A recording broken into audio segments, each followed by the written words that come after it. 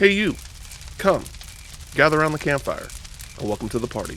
This is Party Chat, a JRPG podcast where we talk about everything that we love in the world of JRPGs and other Eastern titles.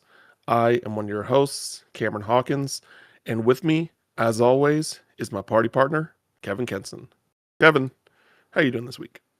I'm doing good. A little busy. Trying to get a couple different things done. We're recording this episode a little earlier in the week. We got Game Awards coming up. There's a lot happening this week. There is there is a lot happening this week, and we're gonna talk about kind of our predictions on the Game Awards, what we might see or may not see while we're in LA checking that out. But yeah, outside of that, my weekend has been fine, just kind of a whole lot of work. Sadly, Kansas City lost their game last night, so their season's like not factually over, but I'm calling it after last night, which makes me very sad. But we've had s- several incredibly good seasons in a way that I never thought I'd see before. So I'm okay with us having a not so great season and hopefully bouncing back next year. Um, but yeah, we're just gonna get into things this week because we got a lot to talk about this week.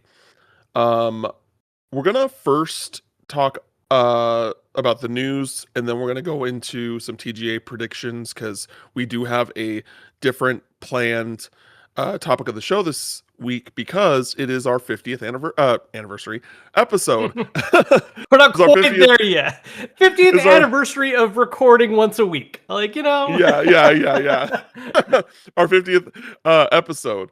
And so it's a little bit of a milestone for us. So we're gonna do a pretty fun JRPG, of course, themed topic of the show for to the both of us. The most big thing we actually kind of got this morning. Harada from Bandai Namco Studios, who you may know as like the person that behind Tekken, um, is stepping down, is leaving Bandai Namco Studios. So he has a pretty lengthy statement on social media. Kevin, did you want me to read this whole thing, or did you want me to? Uh, uh, it's 4 paragraphs. It's not super long. you're calling that, buddy. Okay. He said, I'd like to share that I'll be leaving Bandai Namco at the end of 2025. With the Tekken series reaching its 30th anniversary, an important milestone for a project I've devoted much of my life to, I felt this was the most fitting moment to bring one chapter to a close. My roots lie in the days where I supported small local tournaments in Japanese arcades and in small halls and community centers overseas. I still remember carrying arcade cabinets by myself, encouraging people to please try Tekken, and directly facing the players right in front of me. The conversations and atmosphere we shared in those places became the core of who I am as a developer and game creator. Even as the times changed, those experiences have remained at the center of my identity. And even after the tournament scene grew much larger, many of you continued to treat me like an old friend, challenging me at venues, inviting me out for drinks at bars. Those memories are also deeply precious to me. In recent years, I've experienced the loss of several close friends in my personal life, and in my professional life, I've witnessed the retirement or passing of many senior colleagues whom I deeply respect. Those accumulated events made me reflect on the quote time I have left as a creator, end quote. During that period, I sought advice from Kataragi, whom I respect as though he were another father, and received invaluable encouragement and guidance. His words quietly supported me in making this decision. Over the past 4 to 5 years, I've gradually handed over all of my responsibilities as well as the stories and world building I oversaw to the team, bringing me to the present day. Looking back, I was fortunate to work on an extraordinary variety of projects, VR titles such as Summer Lesson, Pokken Tournament, the Soul Calibur series, and many others, both inside and outside the company. Each project was full of new discoveries and learning, and every one of them became an irreplaceable experience for me. To everyone who has supported me, to communities around the world, And to all the colleagues who have walked alongside me for so many years, I offer my deepest gratitude. I'll share more about my next steps at a later date. Thank you very much for everything. Uh, Kevin, what are your thoughts here? It's interesting because there was a whole like scare of this. I think earlier this year, even we talked about briefly, where we thought he was leaving because of like something he posted that was, maybe that was a thing where he was beginning to think about it and then walked it back, or that was just kind of a misspeak and now this is for real. Um, I mean, like, I, it's interesting because I think this is going to be a trend we start seeing more soon. Um, I don't know if I would consider Harada to be part of like the oldest guard of folks in the industry, but we are seeing a lot of like big name folks who've been around for a long time beginning to retire because they're hitting that age. Um, Yeah. and he's doing it at honestly a younger age than some folks who are still sticking through it. You look at some of the guys at Nintendo still, like damn.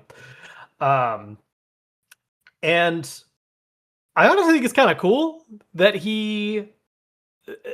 the way he's going about it, it's not like he's like worn out and done entirely. It's more of just like, I'm just looking at what I want to do for the rest of my life. And like, I think it's just like, I've done my time here. Like, I think I'm good. Like I gotta move on to something else now. And I respect that kind of self-awareness about it.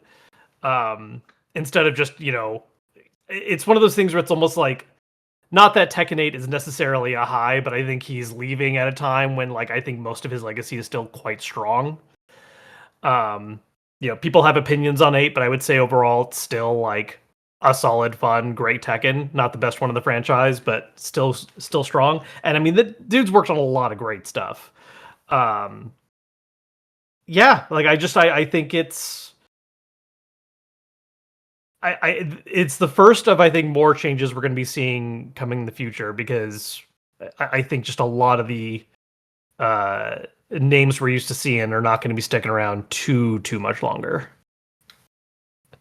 Yeah, I had the pleasure of meeting him shortly at Evo a few years ago. It was very quick exchange, but seems like a very, very cool dude. And yeah, he's definitely a part of that old guard of the Japanese developers. Like, you know, obviously he's not like up there in the sense of like Miyamoto, but like Miyamoto was like kind of like the beginning of that, if that makes sense. Like him, Yuji Horii, like Sure. and he's definitely he's probably near on the like other end of like the on the younger side of that era, kind of like Nomura as well, um where like yeah, Tekken 7, like depending on who you ask, some would consider the best Tekken that's come out. It's up And there. I think yeah, and I think that with Tekken 8, even though Tekken 8 is really great, I think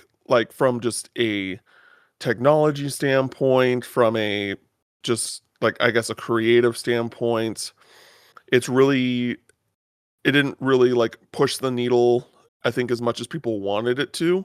Mhm. And I think that's and I also think part of that is just to do with like the again, just like the technology isn't there yet, and it probably won't be there for a while, where like Harada's like, I basically have done like all I really can do here. Mhm. And so now I'm gonna step down and either, you know, venture to a different company and or like create his own company and make his own game. Like who knows? But he's one of the, I wouldn't say rare, um, but he is one of the creators similar to like Kojima and Kamiya, where like he's pretty active on social media in a way where like, he's not just gonna disappear, Mhm. which is nice. So it'll be interesting to see what he does next, and congrats to him and all of his success. And yeah, we'll see what happens next. Romeo is a Dead Man officially has a release date of February 11th, 2026. It is releasing for $50 on and on PS5, Xbox Series consoles, and Steam. There is a like minute and a half trailer that's out right now, and it looks really cool. It looks like a Suda 51 game. It's very, like, if you're a fan of No More Heroes specifically, boy, does this look like an evolution of that, and Oh yeah. in only complimentary way. It's like I cannot wait for this game. Cannot wait for it. And it's a really cool trailer, like really sick. Yeah. No, it's really excellent trailer, and like I think I commented to you right after it came out where I was like, this is the most PS3 ass looking game, and I mean this in a good way. Yep, Like it yep, just has yep. that, like whatever, like the visual fidelity is great and stuff. I'm not talking about that, but I was just in terms of like there's this light roughness to the gameplay you're seeing that like I'm kind of cool with. Like I don't need everything to be perfectly polished. Like give me these animations sometimes and like this style of gameplay, or like I don't know, they just like it has this slightly nostalgic energy to it, and just knowing Suda's particular style of storytelling and like in jokes and such, I cannot wait. I'm so freaking hyped for this. Yeah, it looks very arcadey, Yes, arcade is a and good word. and like and zany, and I love it. I cannot wait. So yeah, there's a trailer. So definitely check it out. He does mention, just I want to be as transparent as possible. He does mention that they have submitted the master for the game, so the game is basically gone gold already. And he said that if it gets approved, then it'll come out on the 11th with no issue. But if it doesn't get approved after a few tries, they're probably gonna have to push the game back a couple of weeks, which does fall in line with Resident Evil Requiem. And so he's basically just like, please support this game if it gets delayed and Resident Evil comes out. Which, just speaking for myself, I'm more excited about this. Like this is a day one play for me. So I'm super excited for this game. Um, Not a whole lot more news this week. One thing that was announced that I wanted to just bring up in case if Kevin saw it. Kevin, did you see this new RPG called The Godslayer? I don't think so. So Off the it's top of my like head. this, yeah, so it's like this third person open world action RPG where you're basically like, think of like the Avatar from Avatar The Last Airbender. Like Okay. you're called an Elemancer, and you basically like fire, like they show gameplay, you're basically like firebending, like exactly how you think a firebender would in a action RPG. Mhm. And it's Oh, really cool. It looks, interesting. Yeah, I just pulled up the trailer right now, and it's an interesting kind of tech level to it because it looks vaguely steampunky, but also like normally when people think steampunk, they immediately go to like, oh, like Victorian England or whatever. But like, no, this is in China, and or at least like an Eastern inspired region. Um, yeah. Okay. I haven't seen combat. Oh, there we go. There's combat. Uh, okay. Yeah, I'm down to learn yeah, it more looks about this. interesting. Yeah, Yeah, it looks really cool.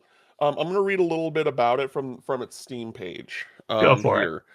Enter an Eastern-inspired steampunk metropolis where gods known as Celestials reign with a divine fist. In this open-world RPG, you are an Elemancer who refuses to bow. Infused with elemental powers and a heart of vengeance, you will dethrone them all. You will rise to be the Godslayer. Um, I think this is really cool. There's some other general information like regarding kind of like the lore and stuff. When it comes to the main character, it says you play as Chang, whose family was brutally slain by the Celestials during the Godfall.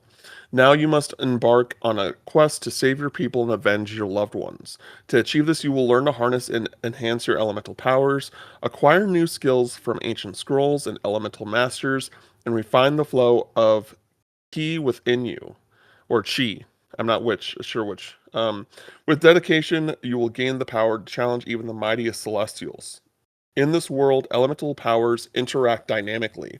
Fire consumes wood, water extinguishes fire, steam rises from boiling water, and earth can obstruct. Your approach to utilizing these elemental interactions in battle is entirely up to you. So, pretty cool. And yeah, there's a cinematic trailer. There's some and with some gameplay. Um, I I'm going to keep it on the radar. And it's supposed to and this is apparently one of the uh PlayStation China Hero projects type games, but as of right now it's still planning on releasing on PS5 and Xbox Series consoles and Steam, so it's Hmm. not just a PS5 exclusive a la Lost Soul Aside. Sure. No release date. The funny thing, I looked into this. The funny thing about this game is that it's being developed by Pathia Games.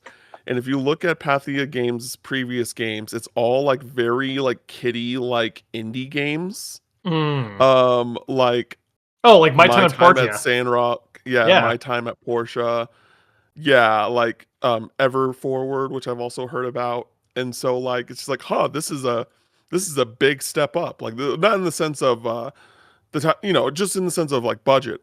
That it's Oh, just like, wow, sure. okay, this is a Yeah. big change. No, I mean they've gone from So very like kind of like yeah, cartoony aesthetic, kind of relatively simplistic, and now you have this,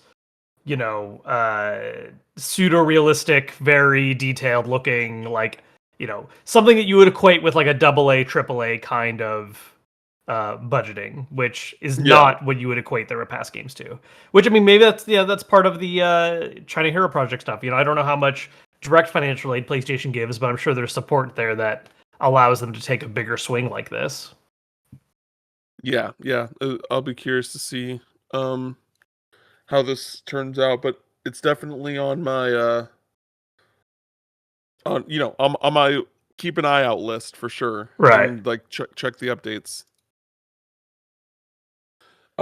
Lastly, I just wanted to share this.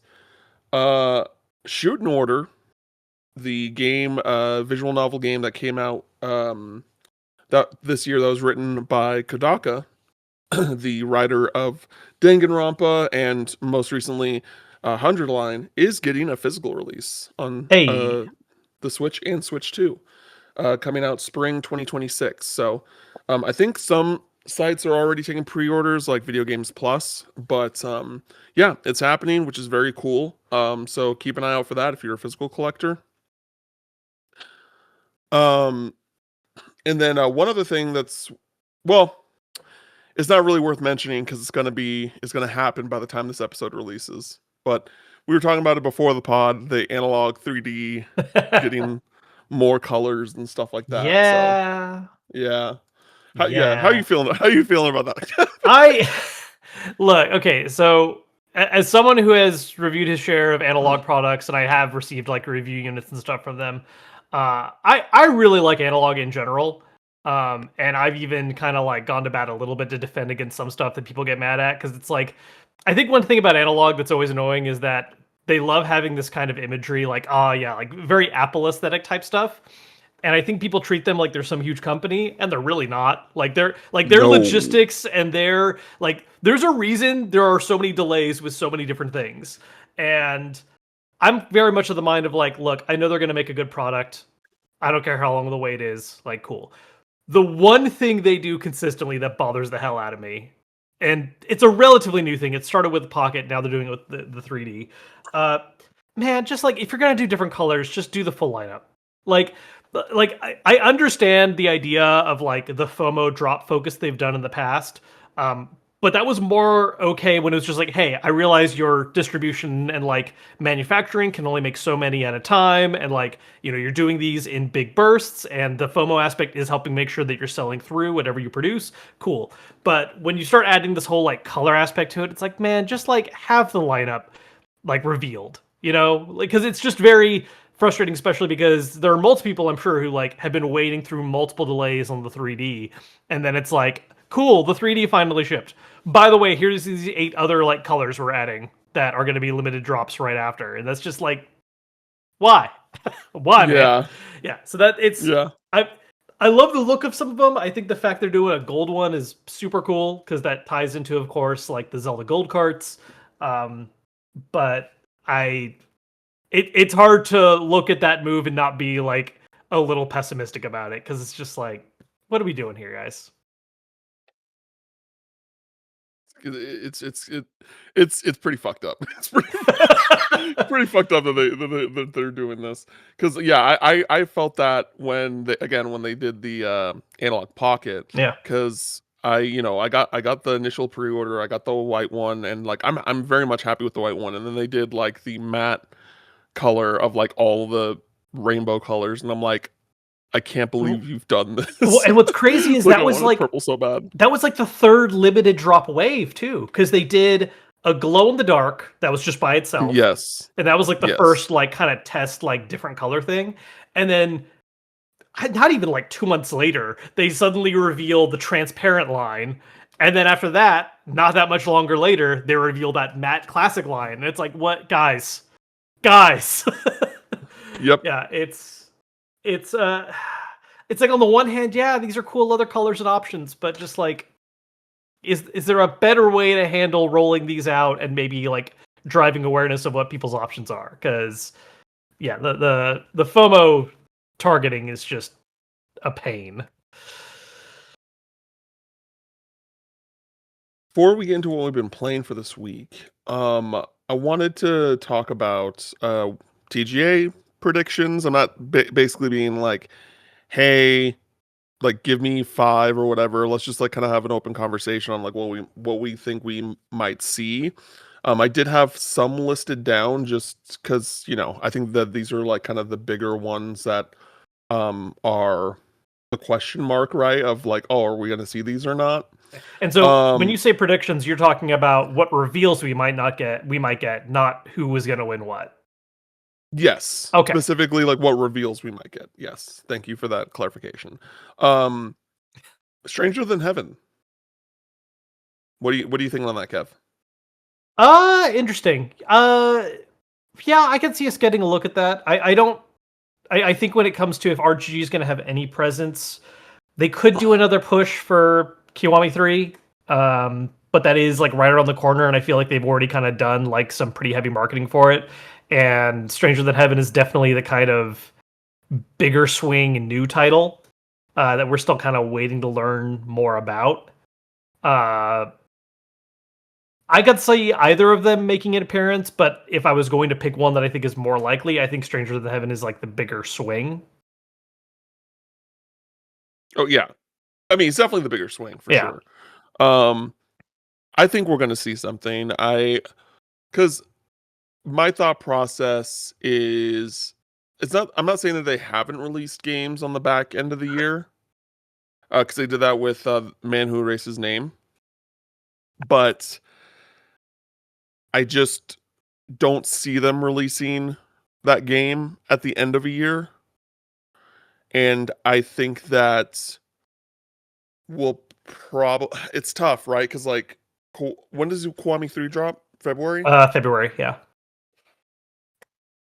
Yeah, I mean, I think that either Stranger Than Heaven is coming out in 2027, or it's going to come out in a non-RGG usual time. I Mhm. guess is the best way I can explain it. Right. Um, so it could come out in the fall and just be a fall title, but yeah, I think that they should definitely show it off at the Game Awards. Yeah, I mean, because the biggest thing, right, is that we've really just gotten like snippets of the world and the time that it takes place in. Because it's like, oh, this is clearly like further back in time, but similar locations as what we've been seeing in later Yakuza games.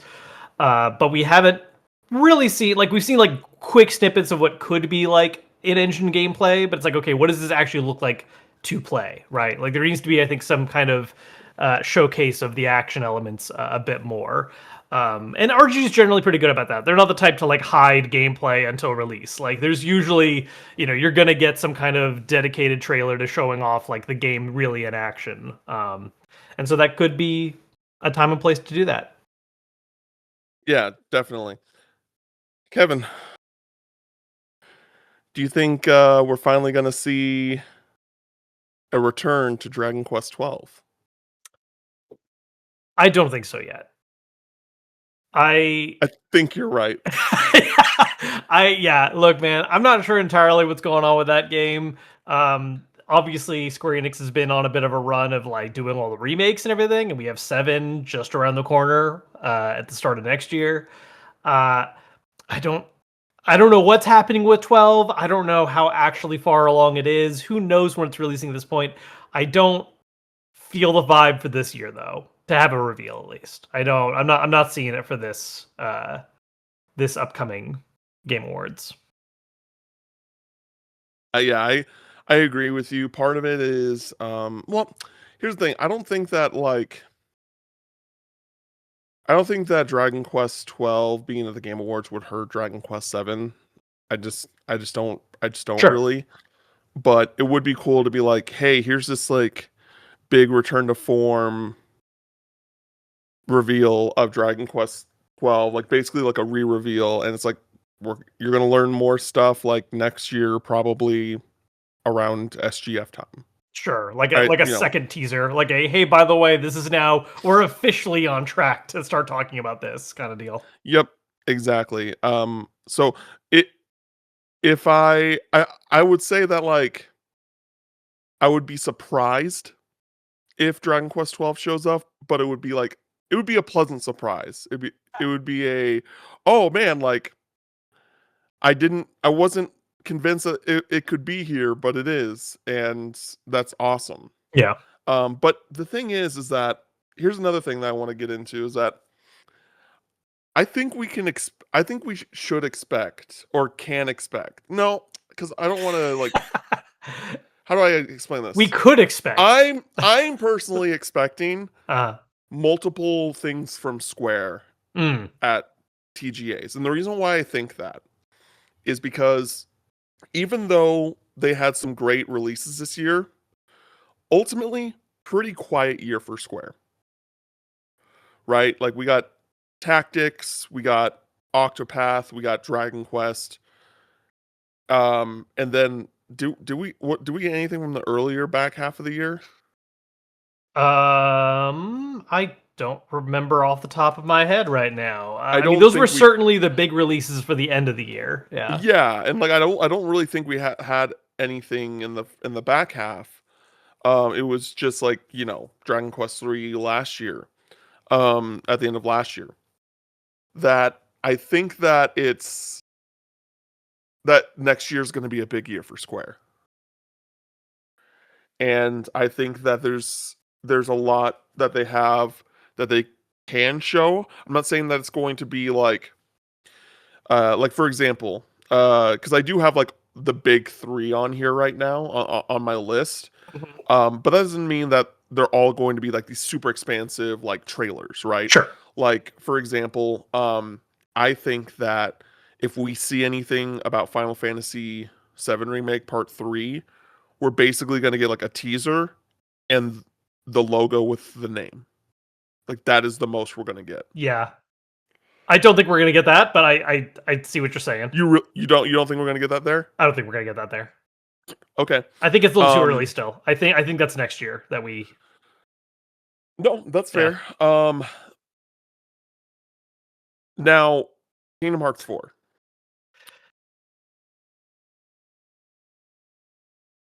This is all you, My my buddy. my gut feeling. My gut feeling. I don't know anything, everybody. Yeah. I don't know anything, I promise.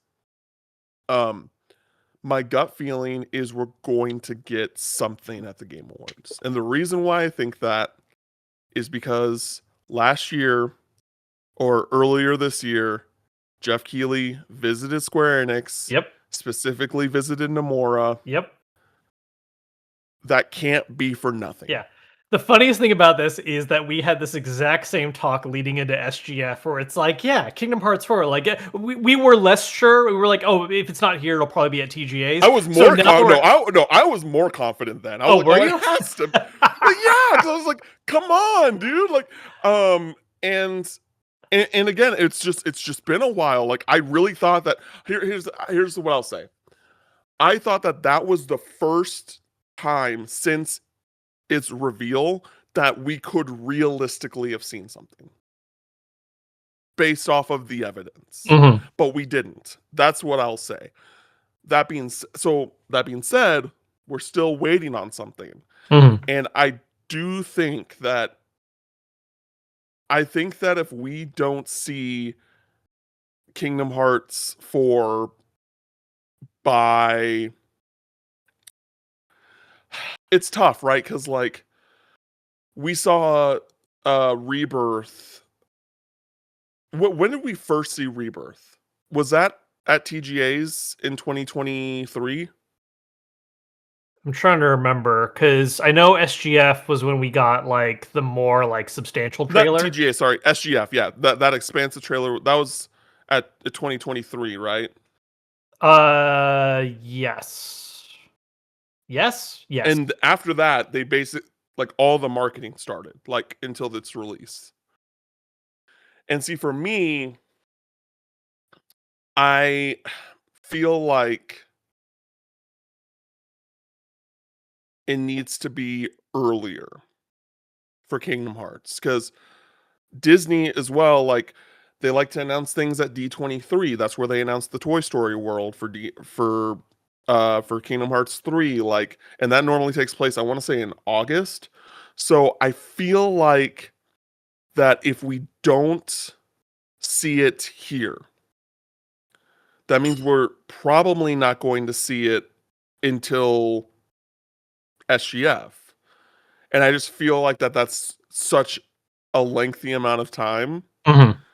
Um, and I feel like knowing how they like to reveal the worlds and how they like to do all of those things, that's just not enough time to do those things. And also the landscape has changed Oh yeah. since Kingdom Hearts 3, right?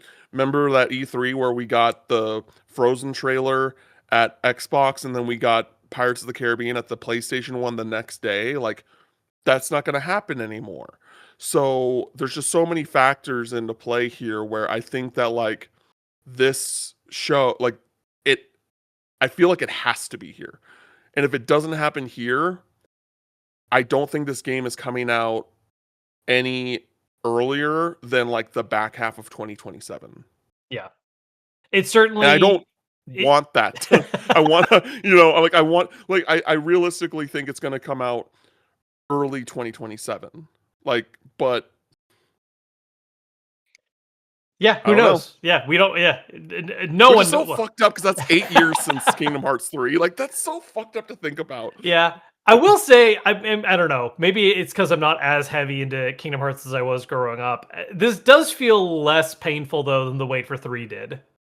Like Oh, yeah. 3 Way, was 3 3 was, was 3 was terrible. especially because like I think 3 helped like inoculate us against getting angry at like when is this happening, because like not that these games were like not good at it, I mean some of them weren't, but like you know I think part of the thing with like making fun of Kingdom Hearts spin-offs is primarily the fact that we got like there was one spin-off between 1 and 2, and then there were how many spin-offs between 2 and 3 where you're just like, is it time for 3 yet? Is it time for 3 yet? Like what's happening? It was just Yeah. like, what are we doing here, people? Um, and so, yeah, I feel like if there's any major Square Enix announcement to happen, that's like from one of the big type deals, that is the one that I put the most stock in.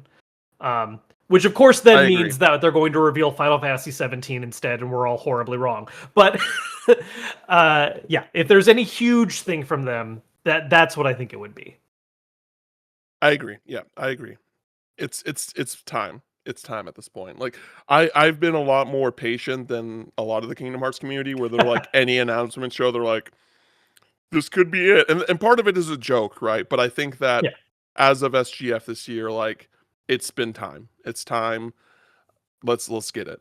Um Kevin, how Cam. are we feeling about Persona 6 in any capacity? In any capacity. Yeah. So like you know they're done marketing. Like the only other major release left right now is for Revival, and which is also on this list. yeah, which is But also on your I like think things. Persona 6 is the more interesting topic. Yeah, and I don't see 4 Revival getting in the way of them talking about 6, because like they talked about Metaphor and a 3 Reload at the same time. So like I don't think there's anything where it's like, oh, we're not going to talk about 6 until 4 Revival's out. Arguably they're more directly related because Metaphor was not directly a Persona game, but let's all be honest with ourselves, it was effectively a Persona game. Look, you know me. I lean towards. I'm on the skeptic side more often, and I don't feel that in the air yet. I don't feel that in the air right now.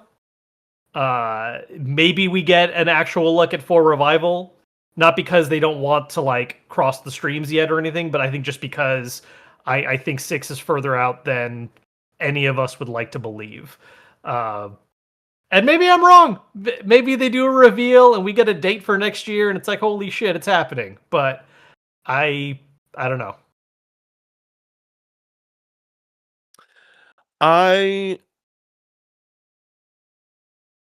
It's tough, right? Because I think that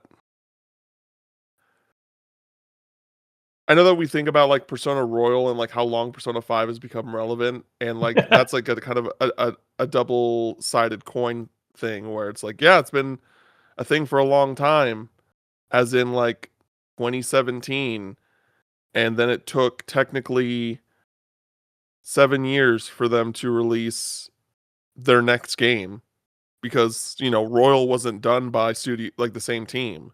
Yeah, So like, I that being said, I don't think we're going to be waiting until 2031 for Persona 6, sure. but Well, and like, I just think that those are things that need to be put into perspective when thinking about Persona 6. yeah, Um that being said, I think we will get something. I don't think it'll be significant. I think it'll be like very like basically tells us nothing outside yeah. of maybe like what the color theming They'll confirm it's is. green. Yeah, because there Yeah, was they'll already kind of a confirm it's, light hint which of they already green. Yeah, teased. Yeah, they've already teased it's green. Um and we might get like a little bit of a stylistic thing there. Taste. yeah, But outside of that, I don't see anything else coming from Persona 6. I do think we will see something from Persona 4 Revival. Because outside of like a Nintendo Direct, I don't really see it showing up anywhere until SGF again. And I do think it's going to come out next year. So I think it'll be I do think it'll be at TGA's. yeah. Second normally has a big presence at TGA's anyway. No, So they tend to work with Jeff quite a bit. It seems. Yeah. yeah. So I definitely see that. I just want a taste of the new music, dude. I just need that's what I I need to need, know what dog. genre we're leaning into. What genre of music are they inventing this time? Yeah. Yeah. I Um think also, just to real quick, also put some things in perspective. You reference Metaphor as kind of being like that is the latest game in a sense as far as like what that dev team works on. And while yes, it has been a while since Persona 5, because that was 2016 was the Japanese release date. Persona 4 was 2008. That was an 8-year gap, and like I mean, 3 and 4 had a small gap though. 3 and 4 had a smaller gap, but I think also scope increased significantly that's after fair. those, as well as working on multiple projects. There's a little bit more diversifying of talent going on, I think. But yes, Persona 3 and 4 were significantly closer. I think they were only like 2 years apart. But just going off of that gap between 4 and 5, and then 5 and Metaphor, I don't think 6 is like a decade off or anything, but I don't think it's next year. Is all I'll say. Yeah. Yeah, we'll see. Yeah, we'll see. We'll see. We'll see. Yeah. Now I have a what's the word I'm looking for? A curveball. I have a curveball for you here. Some little out of left field. What you got? Do you think, because Nintendo, normally, isn't afraid to give something to the TGAs. Have they? What are your yeah, What if they've been Smash TGA announcements? that? Yeah, like I think like Joker was like the one thing, right? Have they ever had? Sephiroth? Was Sephiroth the TGAs? Yeah. Oh,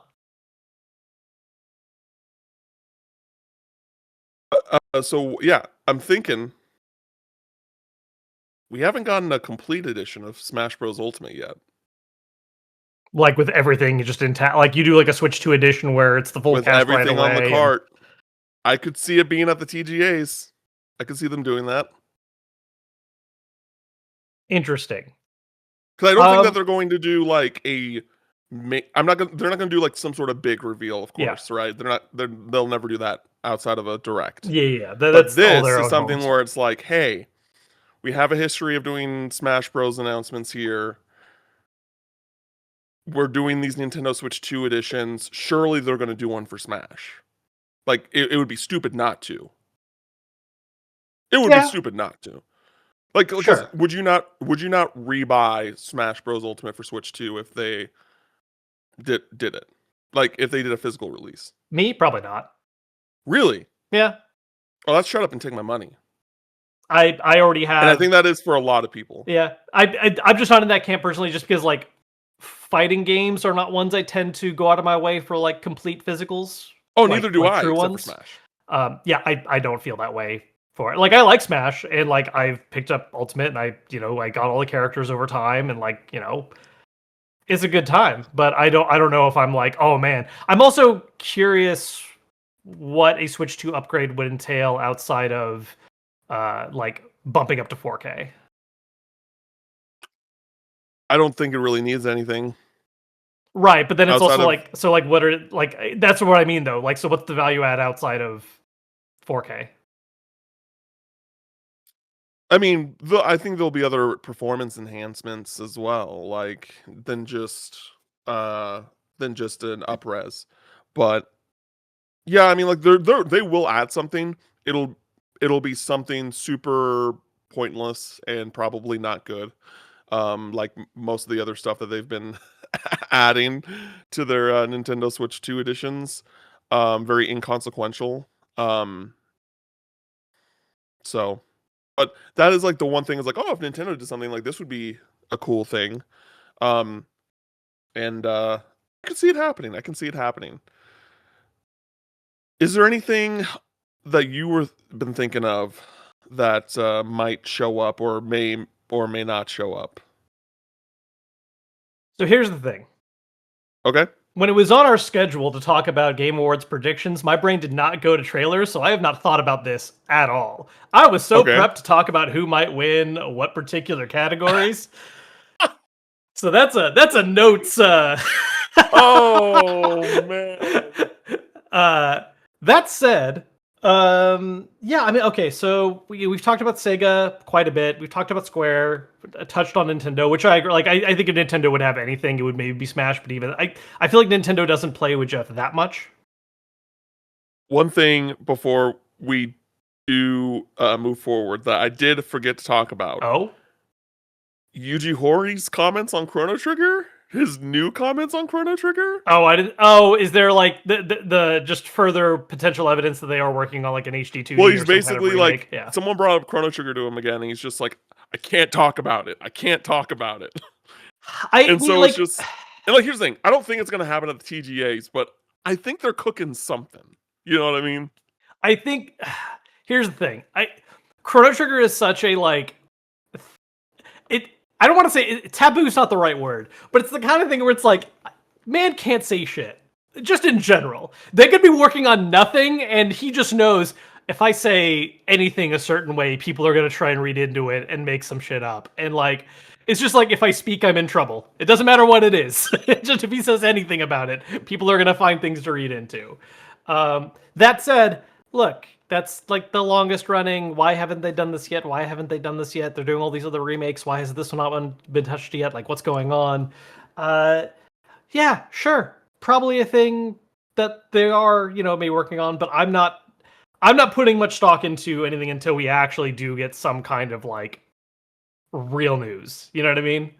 But I get it. I know. I understand the hunger. I understand the need.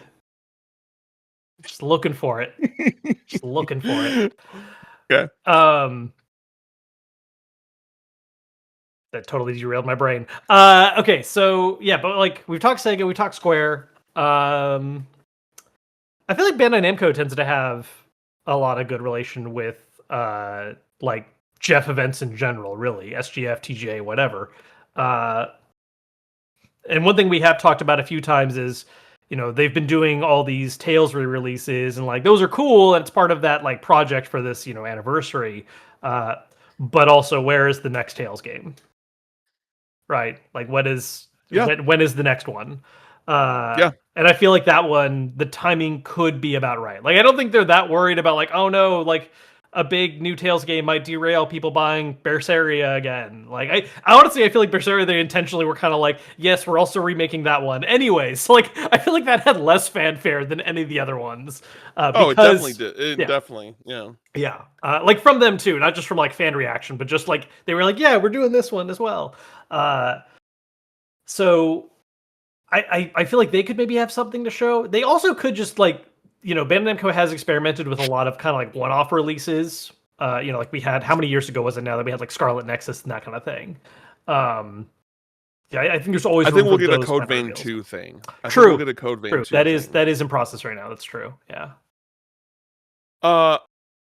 Yeah, I don't. My gut feeling is that we're not going to get a Tales thing at the Game Awards, just because like they're pushing Code Vein 2 and like that's True. kind of like their main project right now. Yeah.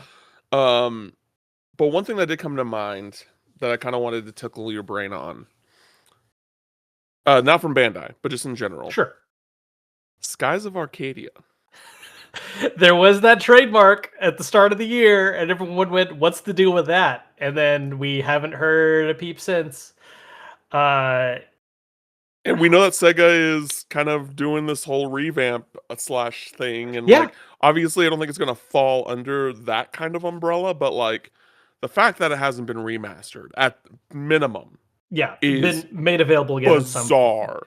Yeah, Bizarre. and like outside of, like here's the thing, right? I think outside of Yakuza, there's been this kind of trend of like Sega's just been pushing a lot of RPGs specifically through Atlas and kind of leaving their own stuff behind. Like, you know, Valkyria Chronicles hasn't really been touched in a minute now. And Skies of Arcadia is just another example of like, hey, like, you know, can we do something with this IP? Like, what's going on, guys? I think that, you know, Sega has to see the trend that's been going on with everyone else doing remakes and remasters galore. And not that Sega's done none, but it certainly has not been as heavy of a focus with them. Mhm. And if there's anything on the to-do list, that's near the goddamn top. Like, come on, like just put. Yep. It doesn't even need to be like a fan. Give me like the Nope. GameCube version with like the Dreamcast soundtrack. Like just uncompress those files, and like cool. Like there we go. Like you're good. Like let it, you know, support modern day displays, and like that's all we really need. Just bring it out. I'd be happy with that. Yeah. I'm not like I'm not like asking for the bare minimum, but like But the bare minimum listen, would be I just fine. want the Like, game on my I just want the game on my Switch. That's what I yeah. want. No, So and Switch would be such a perfect fit for it. Like it just oh like yeah. it just yeah. It needs to happen. Yeah. I would love for that to happen. That's another one where I really have no idea like when we would see it. I want to feel it in my bones that it's happening, but I don't know. I don't know. I don't know either. Uh anything else? Not off the top of my head.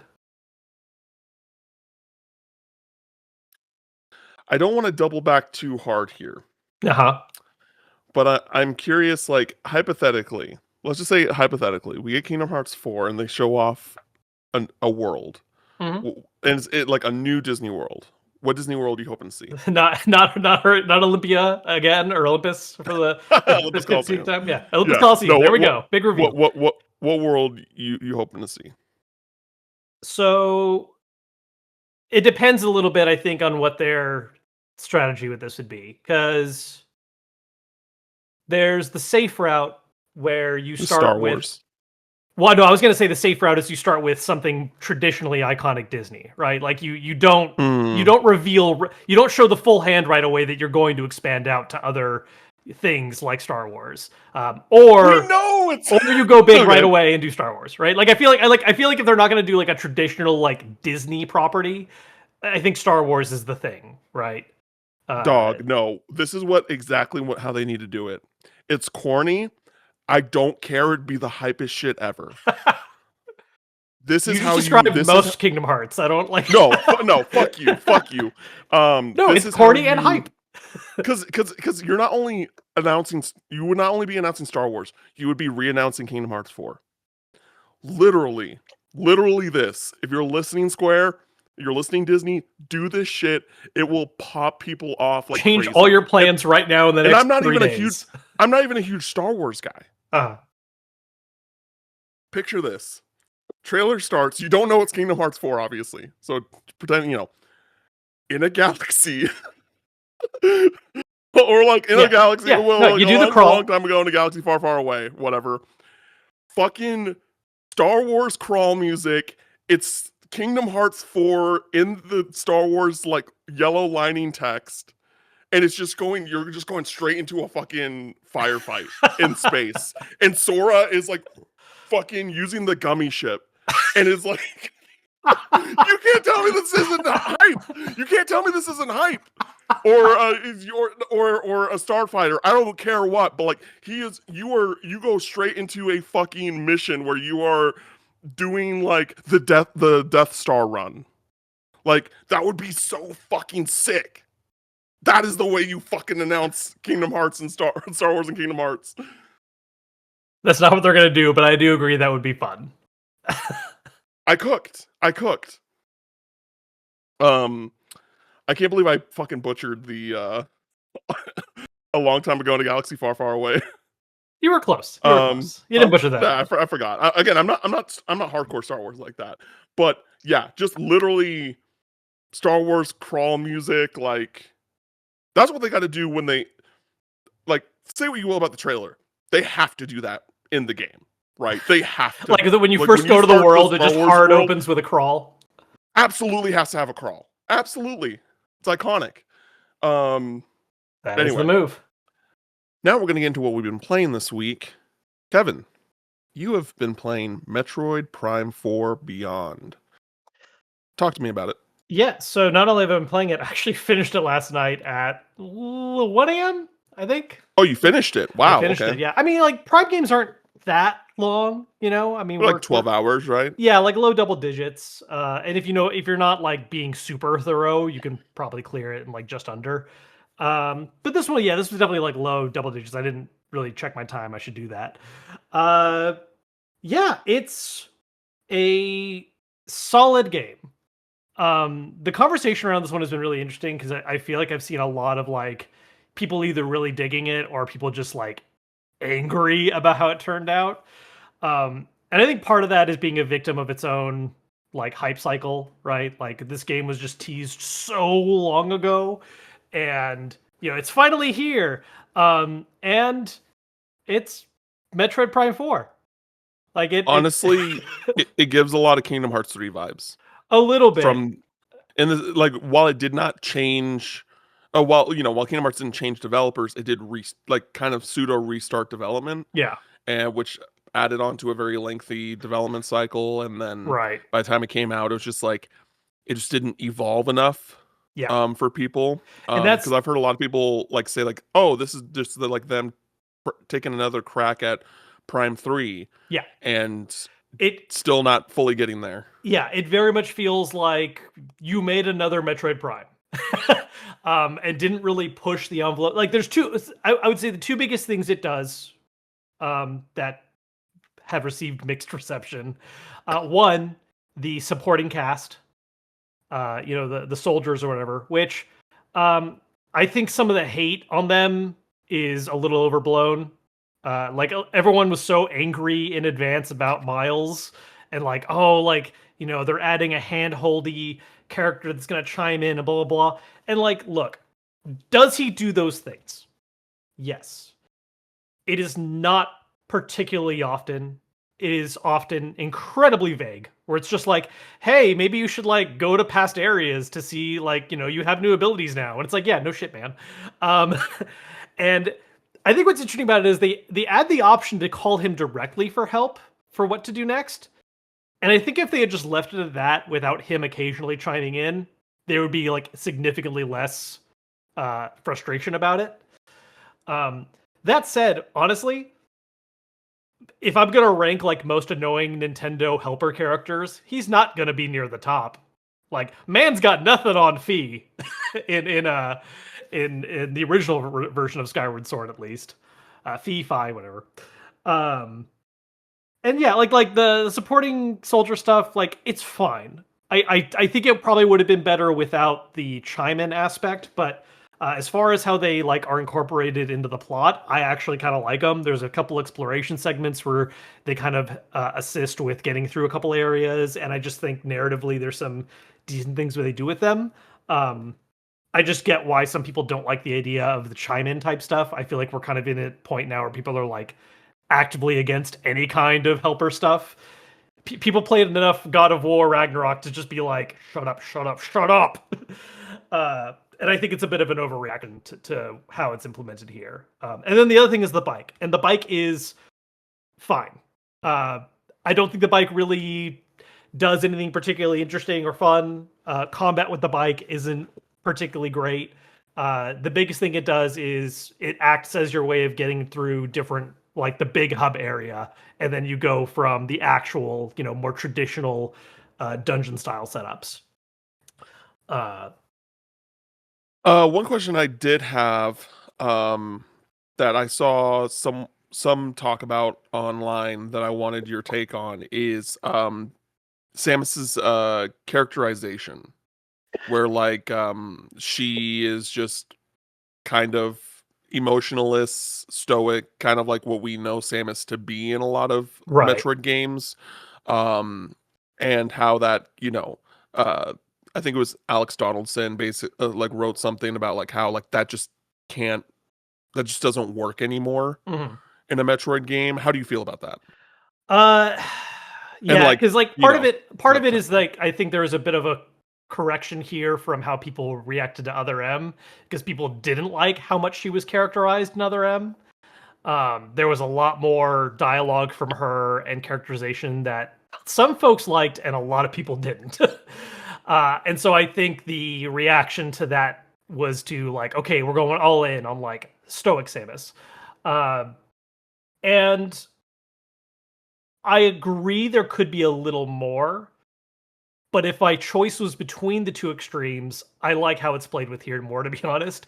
There's actually some very funny bits where like the soldier characters will like be saying something to Samus or like, try to like do something, and the Samus are just there kind of like, yep.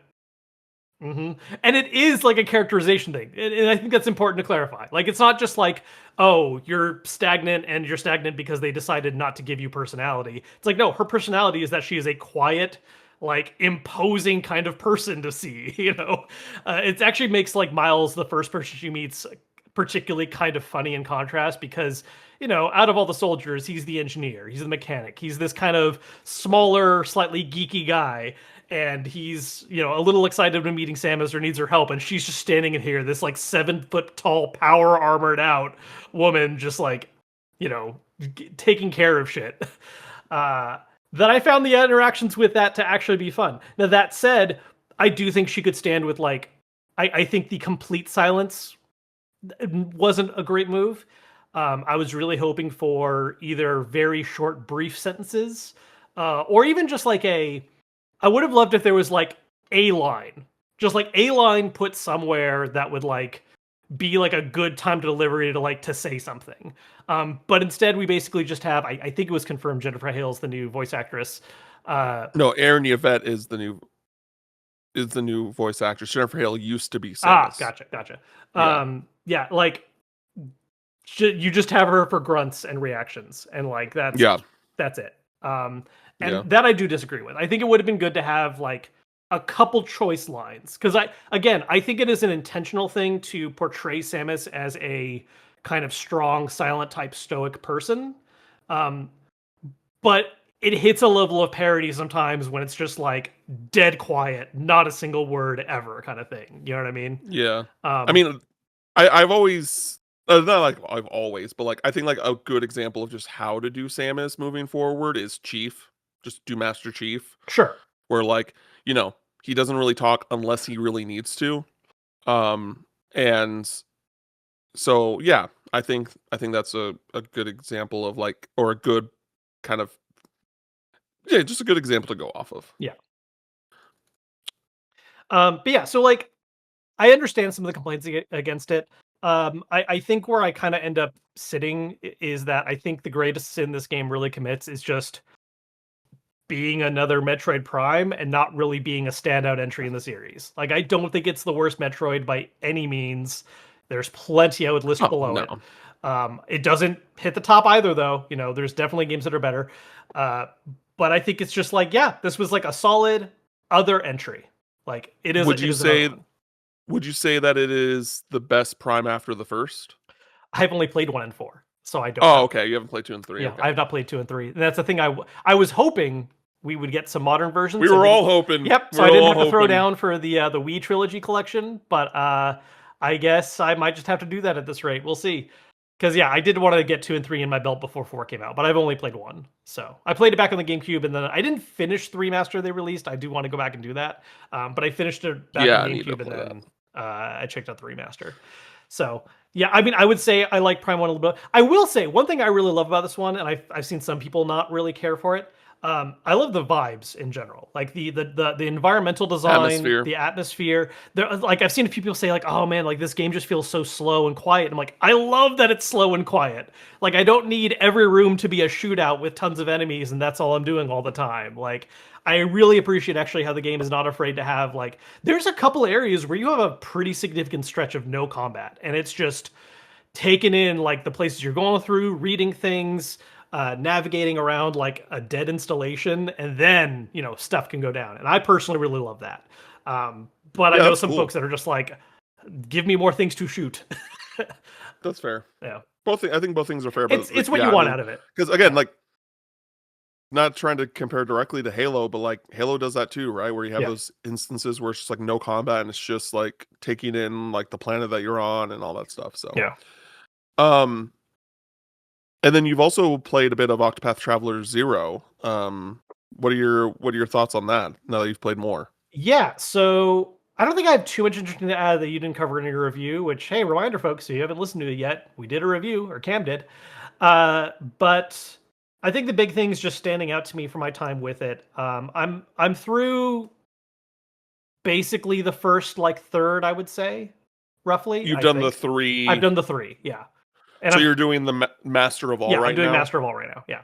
That's where I'm at. So like I'm on chapter 5 of Master of All. Okay, you're So further yeah. along. Yeah, I'm like I just started Master of All.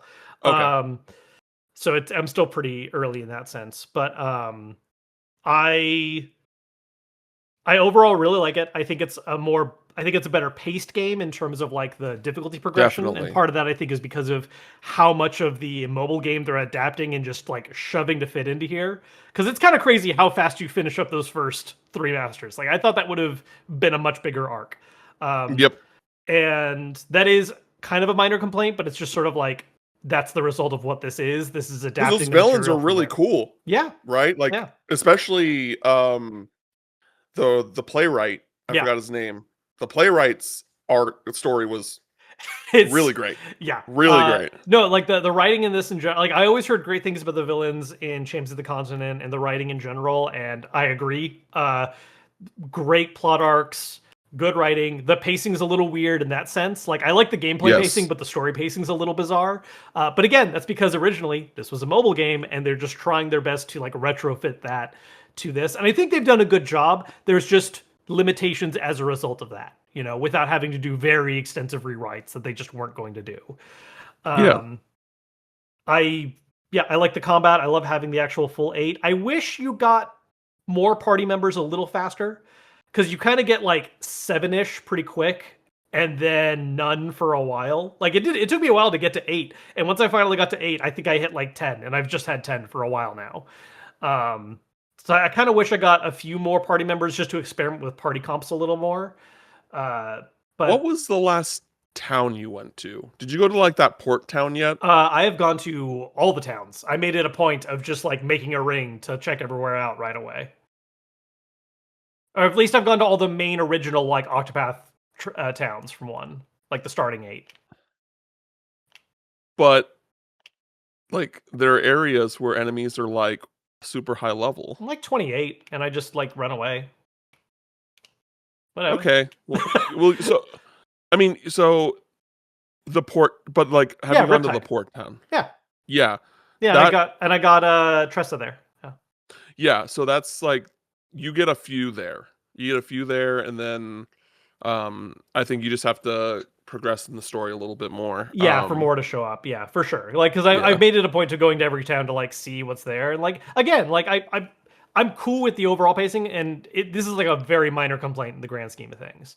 Uh, all in all, very heavily enjoying it. Great writing. Somehow the darkest Octopath yet, which is saying something because there's some dark stuff in 2 and 1 as well. Really, like in general, Octopath is I think a much more adult game than people realize just from looking at the art style. My only real complaint, and this is something that we touched on very quick with your review of it, I do wish they did just a little bit more with the class system for the main character. Like it's cool that you can change it, and it's like, oh, cool, you unlocked other classes to play as. But it's really just an all-in thing, so it's kind of just like, oh, you decided to update what role they are in the party because whatever, you decided you didn't want to use this fighter anymore, so he's going to be your fighter now, and like that's cool. But I wish you were rewarded more for like expanding out and trying different classes because it almost actually feels like a bad thing to multi-class because you don't all it does is deter how long it takes you to like get really good in one specific one because you're not borrowing skills from other ones, you can't take passives from other ones, and so that feels like a limitation to me that I'm not big Yeah. on. Yeah. But Agreed.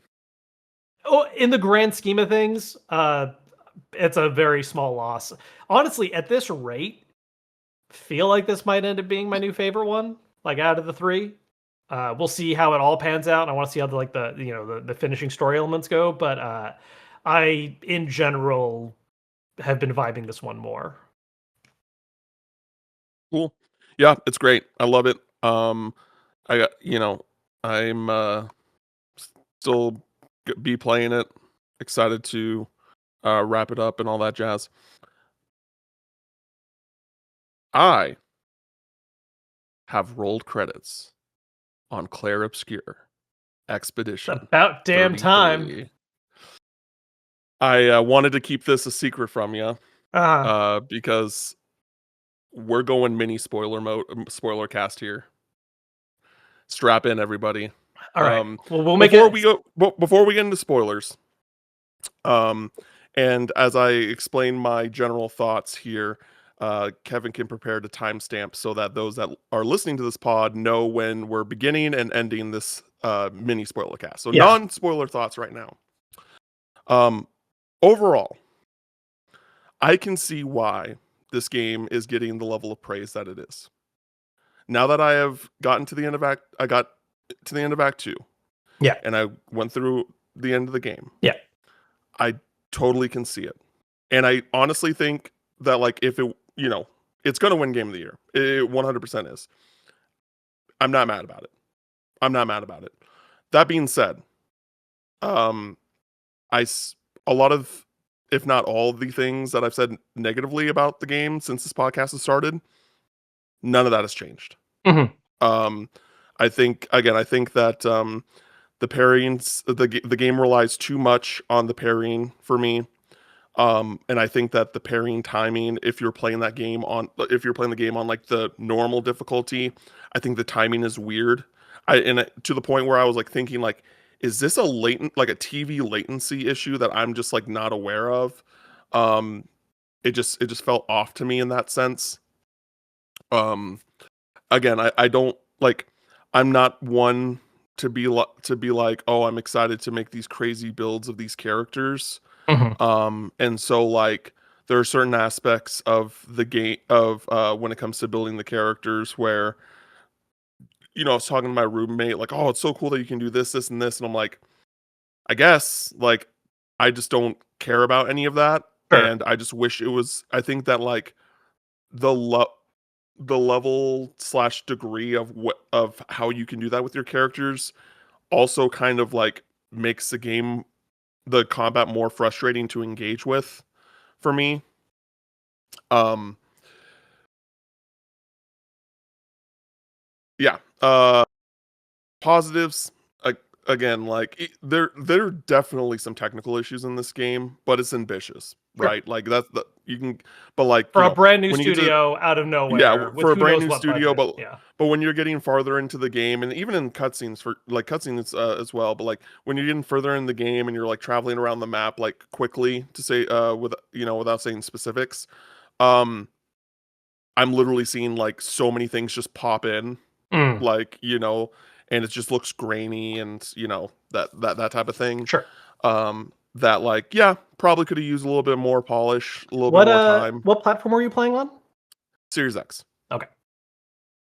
Um, that like yeah, I that it again because of the context of knowing like the studio and like things like that. Like I I'm not too hard on it, but it was distracting. It Sure. was distracting. Yeah. I will Um, say I don't remember a ton in my experience, but I was also on PS5 Pro, so I don't know if that is a hardware instance. There are still some technical things that stood out to me, but I don't recall there being a ton of pop in my time with it.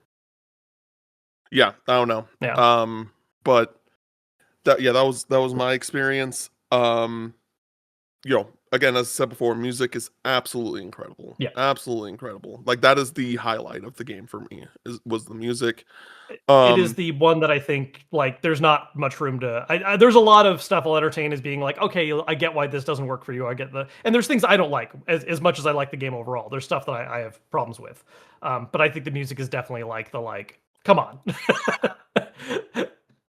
yeah. Um,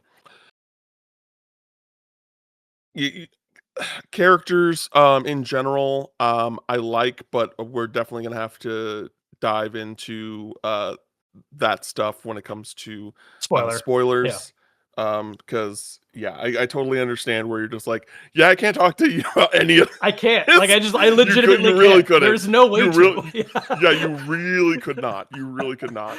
um but overall, like, you know and we'll get into the nitty gritty of it. For me, this is like a 8, 8.5 out of 10 game for me. Mhm. Um, and I think its highs are really high.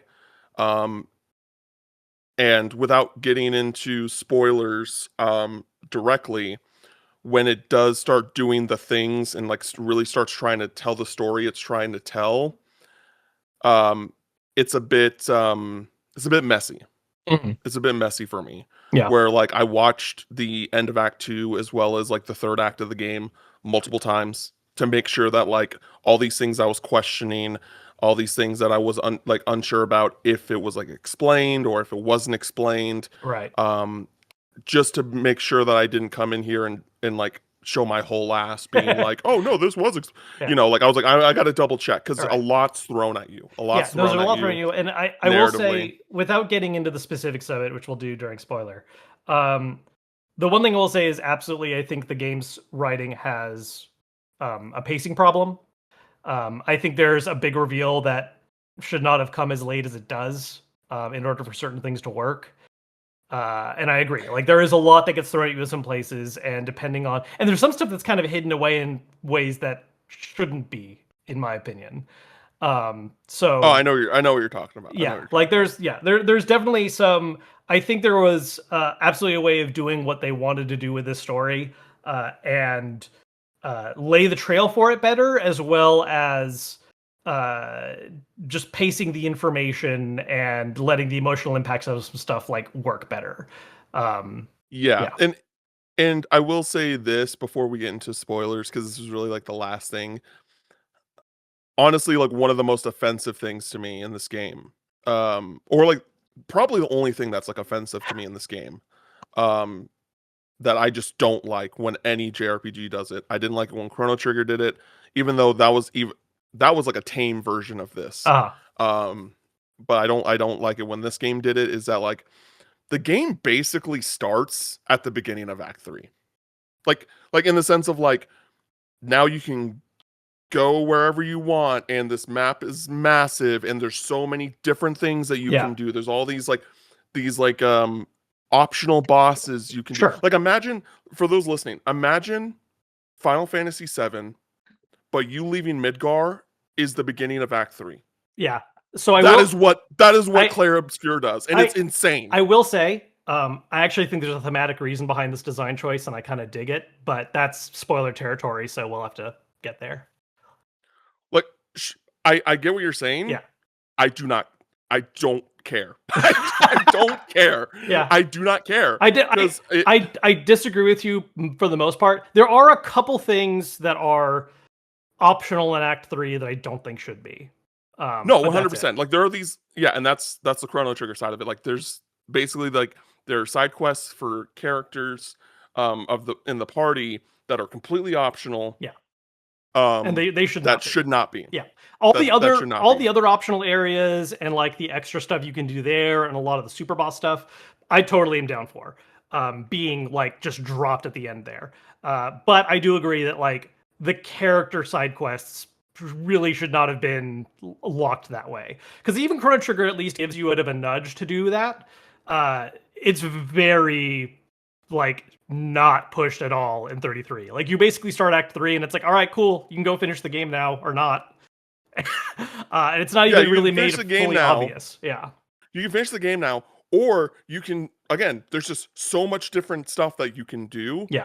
That's just like why are you showing me all this now? Like when I can literally finish the game. Yeah. And like even when you get to the last location, you don't like you can get through that in like 15 minutes to get to the final boss. Like it's Yeah. to And me it's baffling. To me it's baffling. and if you do any side stuff, chances are you're going to be hilariously overpowered for that area too. Yep. Because they stat that last zone assuming you go straight there, basically. Yep. Um Yep. so I did a few choice side things, and even then that was enough to just like I blew my way through that final area. Yeah. Yeah. And it's just like I just don't care. Like again, I think that they have crafted a very very interesting world, and like all of that stuff I will totally applaud them for. But just the way that they designed the game in and of itself, I'm just like, There's a few why would you do? there's some choices here. No, for sure. Yeah, I agree. And like I said, pacing is a large part of it. Mechanically, so the things I agree and disagree on mechanically. I agree parry is overemphasized. Not just in the sense of like it's too powerful relative to anything else. Like there is no other real great strategy. Like I do know people who have taken the path of like building their characters to reward other things, and like they're still able to get through it. But like the general just baseline benefits of parrying versus anything else is silly. I disagree on the timing thing. That was never a thing for me. I don't know, dude. It all felt very know. rhythmic, and there were sound cues, and like I never had a Not problem. great with it. ones. I Not great ones. disagree, but yeah, that's just a agree to disagree. Pictos, that I feel like that's a taste thing because I like it. I liked the way to like customize everyone and the hilarious things you could do late game with it. The one mechanical thing that I don't care about really, because it also feels pointless by end game, is this Dark Souls style stat points. Because by end game, the numbers you're getting from Pictos basically makes those irrelevant. Like they're kind of important during the first act and a bit into the second, but you hit a point where like the amount of like stat numbers you're getting from those just doesn't really track. And it felt like one extra thing on top of so many systems happening all at once. So that's the thing I have a beef with. But I think Pictos is a bit of a to taste thing. So I get that. Yeah, those are my only just responses to things before we go into spoiler territory. All right, yeah. So we are now officially getting into spoiler territory Yeah. for Clair Obscur Expedition 33. If you are listening, we will have a timestamp both on video and audio this episode so that y'all don't get spoiled. So Kevin is timestamping it now. Well, I mean, I'll We're timestamp it when good. I write the stuff out. Yeah. Okay, that works too. Yeah. Because this will not be the time it is in the actual recording because I'll have to edit down. And, anyways. Yeah, anyway. Um we'll have the timestamp for y'all. So what I want to start with first is, of course, like the twist, right? Sure. The Yeah. the The big, real, you finished Act 2 moment. yeah, you finish Act 2, you find out that you are in this canvas world, you are in a painting. Verso, Alicia, and Renoir are fake versions of Verso's actual family. The paintress is Verso's mom, the curator is the real Renoir, all that stuff. Yep. So this was very much a cool twist.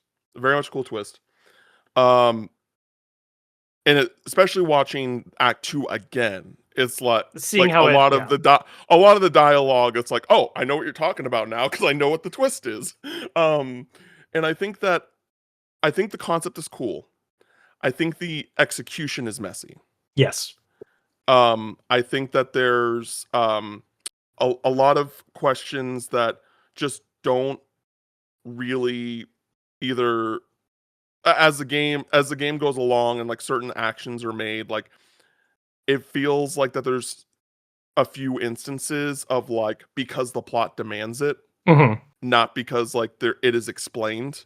Like one of the things I initially thought was just like, oh, that I double checked on. I was like, oh, like because for those that don't know, that decided to listen to this because they don't care about spoilers, the paintress is using the monolith and the gommages to basically warn the people in the canvas world that she's getting weaker because Renoir is trying to push her out of the painting. Yeah.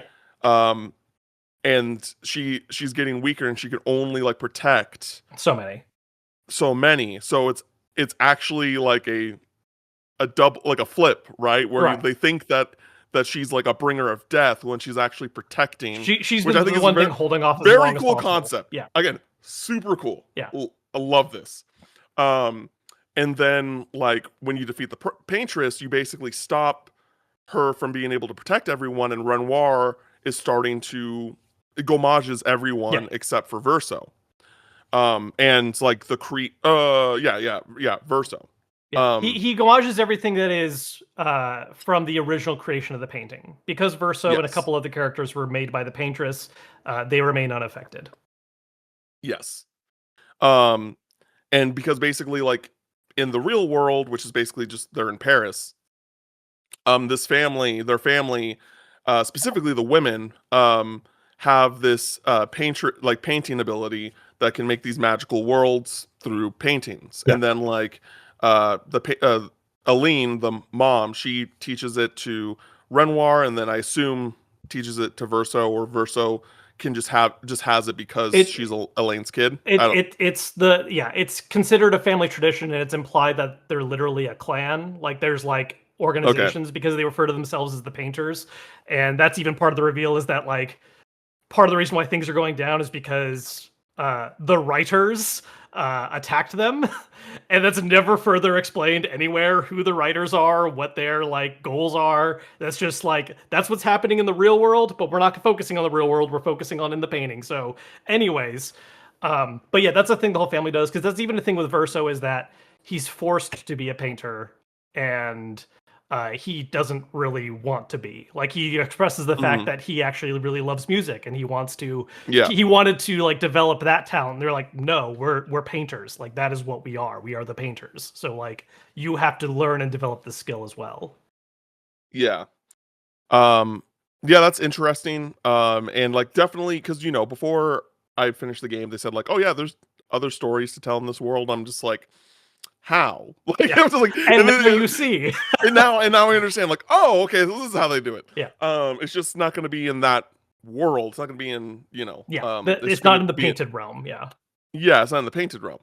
Um, uh, yeah, and so going back, I was just like, okay, they kicked the paintress out. What's stopping her from going back in? Just immediately, Sure. right? But then, like Renoir says, like, oh, like she's her, her body's taken too much from being in here for so long. Like Yeah. she can't just jump back in, Yeah. even though spoilers, she does. It's Well, like, okay, it well, also passage of time is different too. Like, passage of time is longer in the painted realm. yeah. So Yeah, so her coming so back, if she's gone for like, I mean, yeah, he says that, but she still comes back in. I know that's what I'm saying. Like, Yeah. and so it's just like, okay, I mean, well, Renoir can be wrong. Like that's not.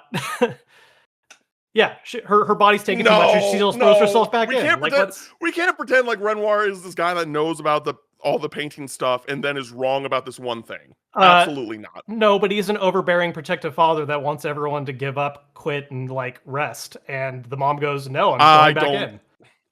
I did not interpret his character that way. I would argue that Renoir is right.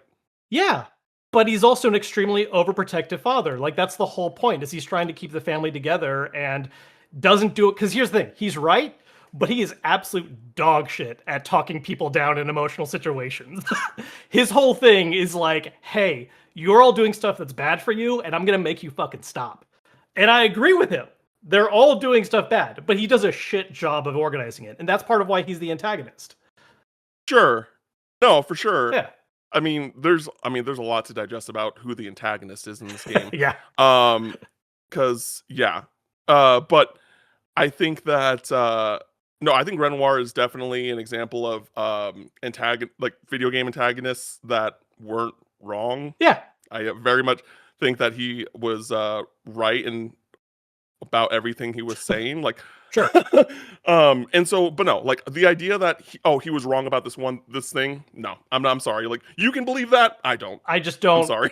I don't feel like it has to be some kind of hard rule. Is all. I don't know why that's like. Oh, there's literally a cooldown timer before she can try again. Like no, like she just decided to push I'm not. herself. I didn't read it that way either. But like like when they consistently talk about like how it like being in the painting this long has affected her body, Yeah. and then she just comes back anyway, almost immediately. If you're just going to finish the game, to me, that doesn't work for me. That it just doesn't. Okay. Yeah, it just, Yeah, it just yeah, doesn't that's work all. for me. All I can say to that is okay. Like I have no Like further. yeah, no, Like sure. like because I think this is a type of game with a type of story where it's like you need to explain how everything works, and if you don't explain it to me, then I'm just gonna be like, nope, I don't I mean, I agree. just disagree with that on like a basic level of storytelling, but that's whatever. So I again like not every story. sure. I love Signalis. I could not tell you what that game like. I could not tell you like the beginning to end Sure. every single aspect of that game because like that's not the type of story that's trying to tell. Yeah. But like in this game, when you have like this massive twist and makes you completely overthink, like Sure. uh, rethink everything in the story so far, Yeah. and then you're also like introducing all these new concepts and theories, like well, not theories, but like concepts. Um, and then you decide like not to, and you say like, oh, this is not happening because this thing. Yeah. Cool. That is like, when that is defied for the sake of the plot, for me, like I'm just like, nope, I don't like that. And I just don't buy that that was like a hard rule or something. I bought that as him being like, yeah, no, she's way too weak. She was in here way too long. There's no way she's coming back. And then she still throws herself back in. Like that's just how I Yeah, read that. but then she also shows up at like the most convenient time. Well, sure, okay. That is a plot demands thing that it literally is during the final battle. That's but what I'm also, saying. That's a part of it. That is a part of it. So like, I mean, oh, so okay, she- I will say, I'm not sure. It's never explained how well you can see what's happening inside the painting from outside of it.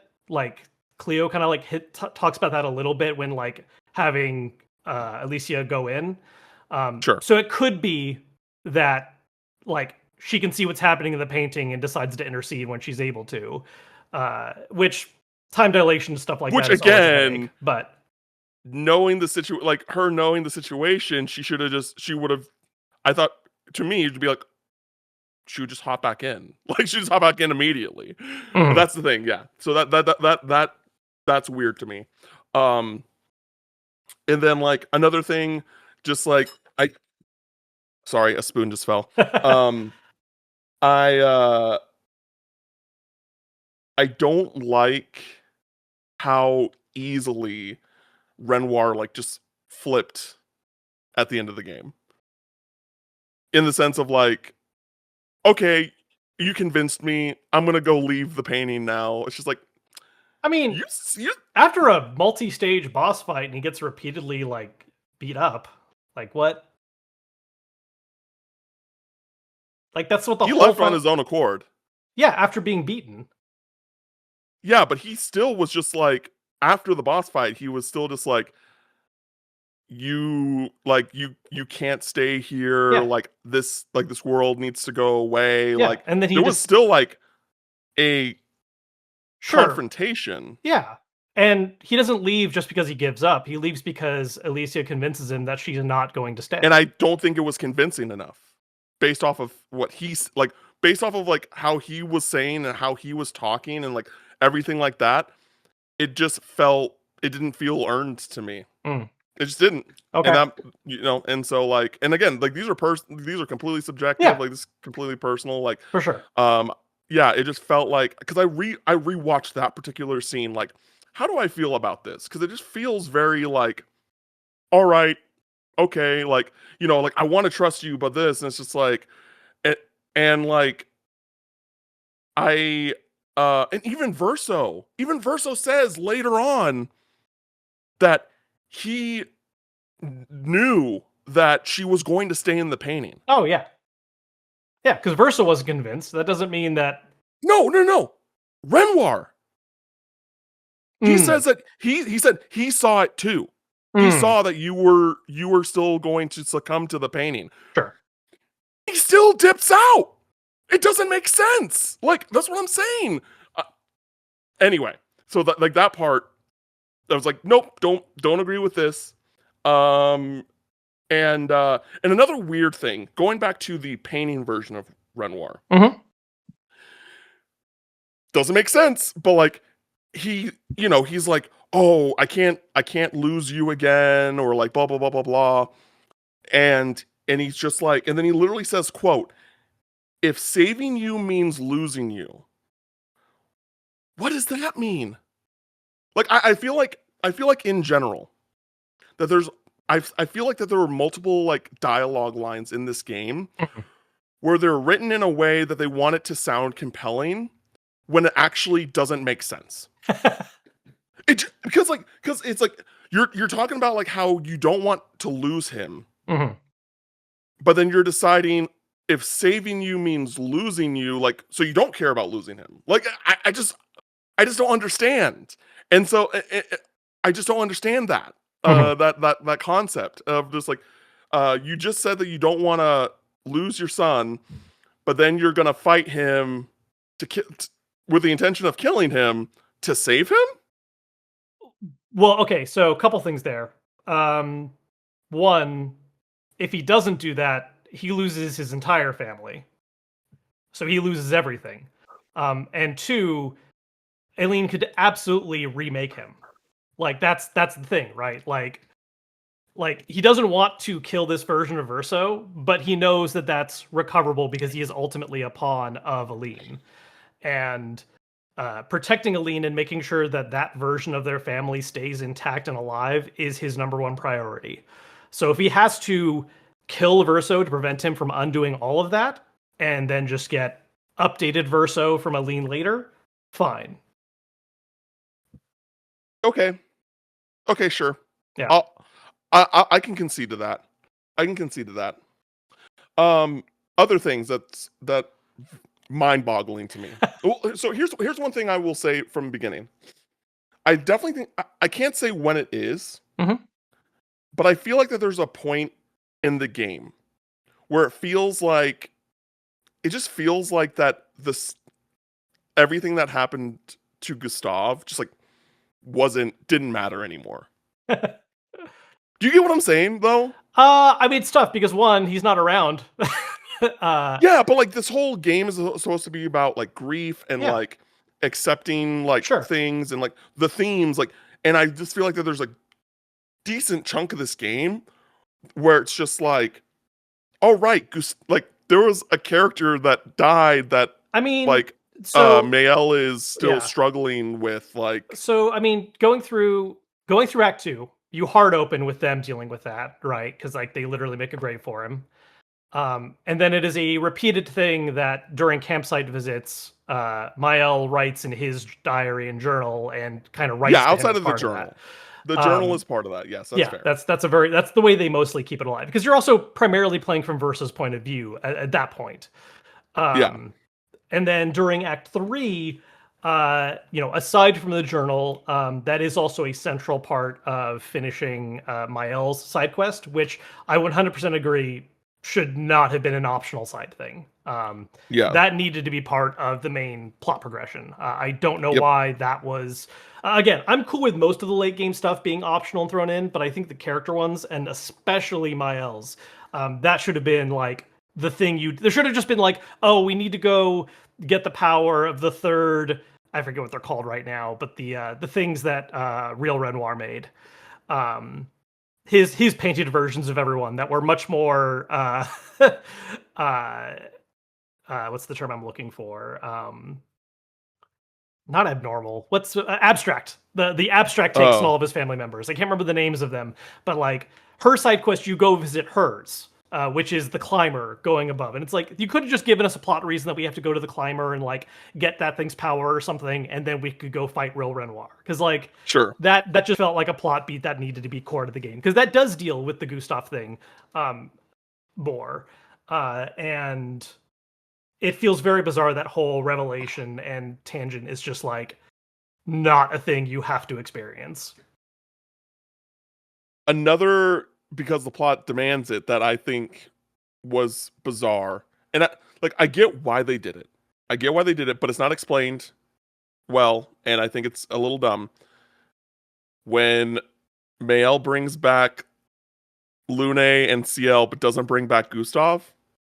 Yeah, Come on. no, I agree. That one was weird. I don't know if that was just like I only have enough power and there's a hand wavy like he's been gone too long, like they just got Gomage so she can like reform or something. But Not it's if you yeah. pick Mael's ending. Not if you pick Mael's ending, and but like, Well, that's also again, because she has access to the core at that point.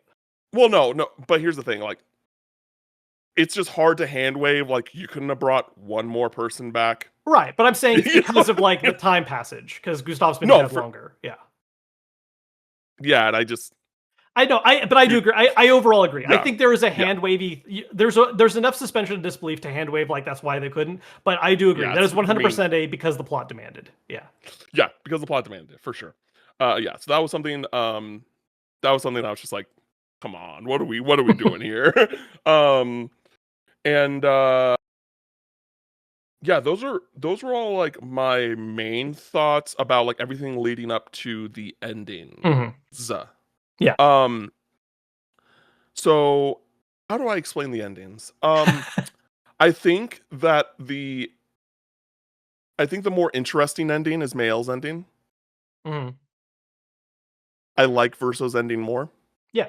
I mean, I most people I talk to interpret Versos as the good ending, and part of that is because of I choices the think writers both. made. I'm a I little don't think that there is a good ending.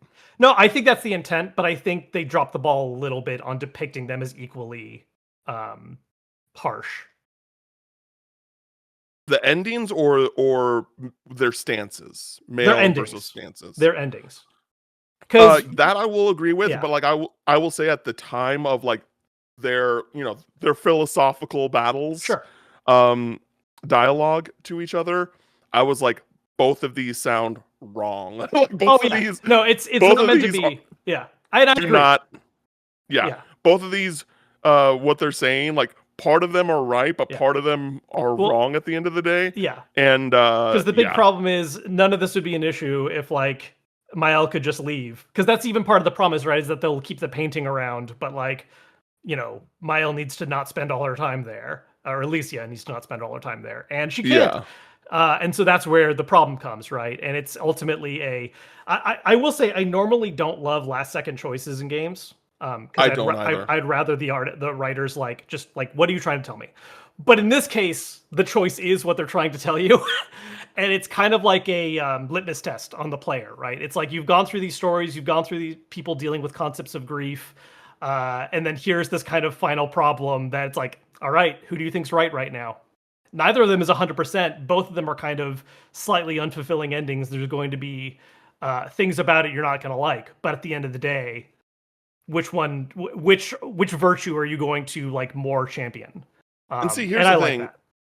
that. Even though I say, like, I think that, like, for example, because they're making an Expedition 33 movie, I think that they should end with Mael's ending. I think Mael's ending, like, fits the story that they're trying to tell better, I guess, if that makes sense. Mhm. But just, like, for me and the kind of conclusion that like, it's tough because, like, I think there's something really interesting about Mael, like, because anyone knew that, like, Mael, you're not Yeah. leaving this painting. I'm Yeah. sorry. Like, Not by choice. Yeah.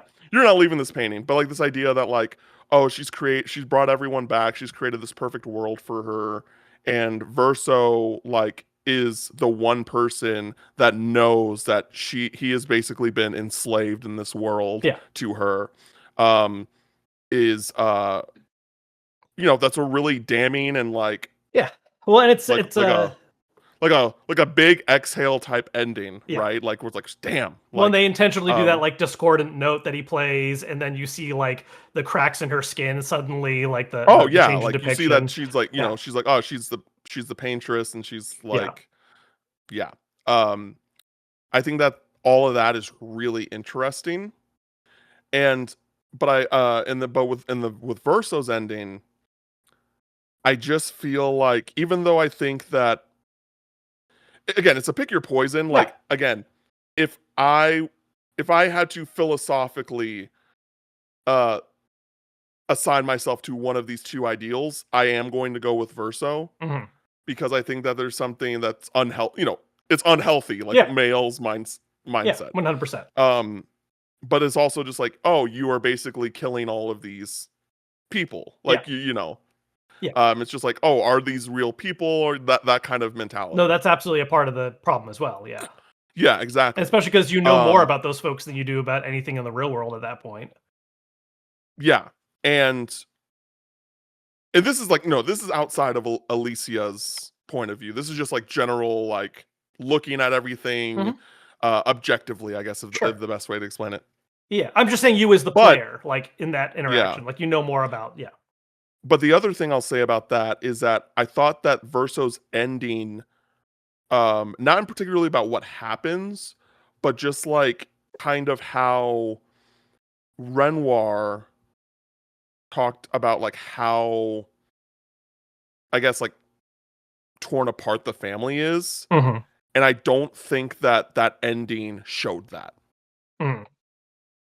Like, they all came together. They all came together. They're at Yeah. Verso's grave. Cleo's kind of Also, off to the side being herself, but yeah. yeah, they didn't, and they didn't show the burning of the painting, Mhm. or the destruction of the canvas, Right.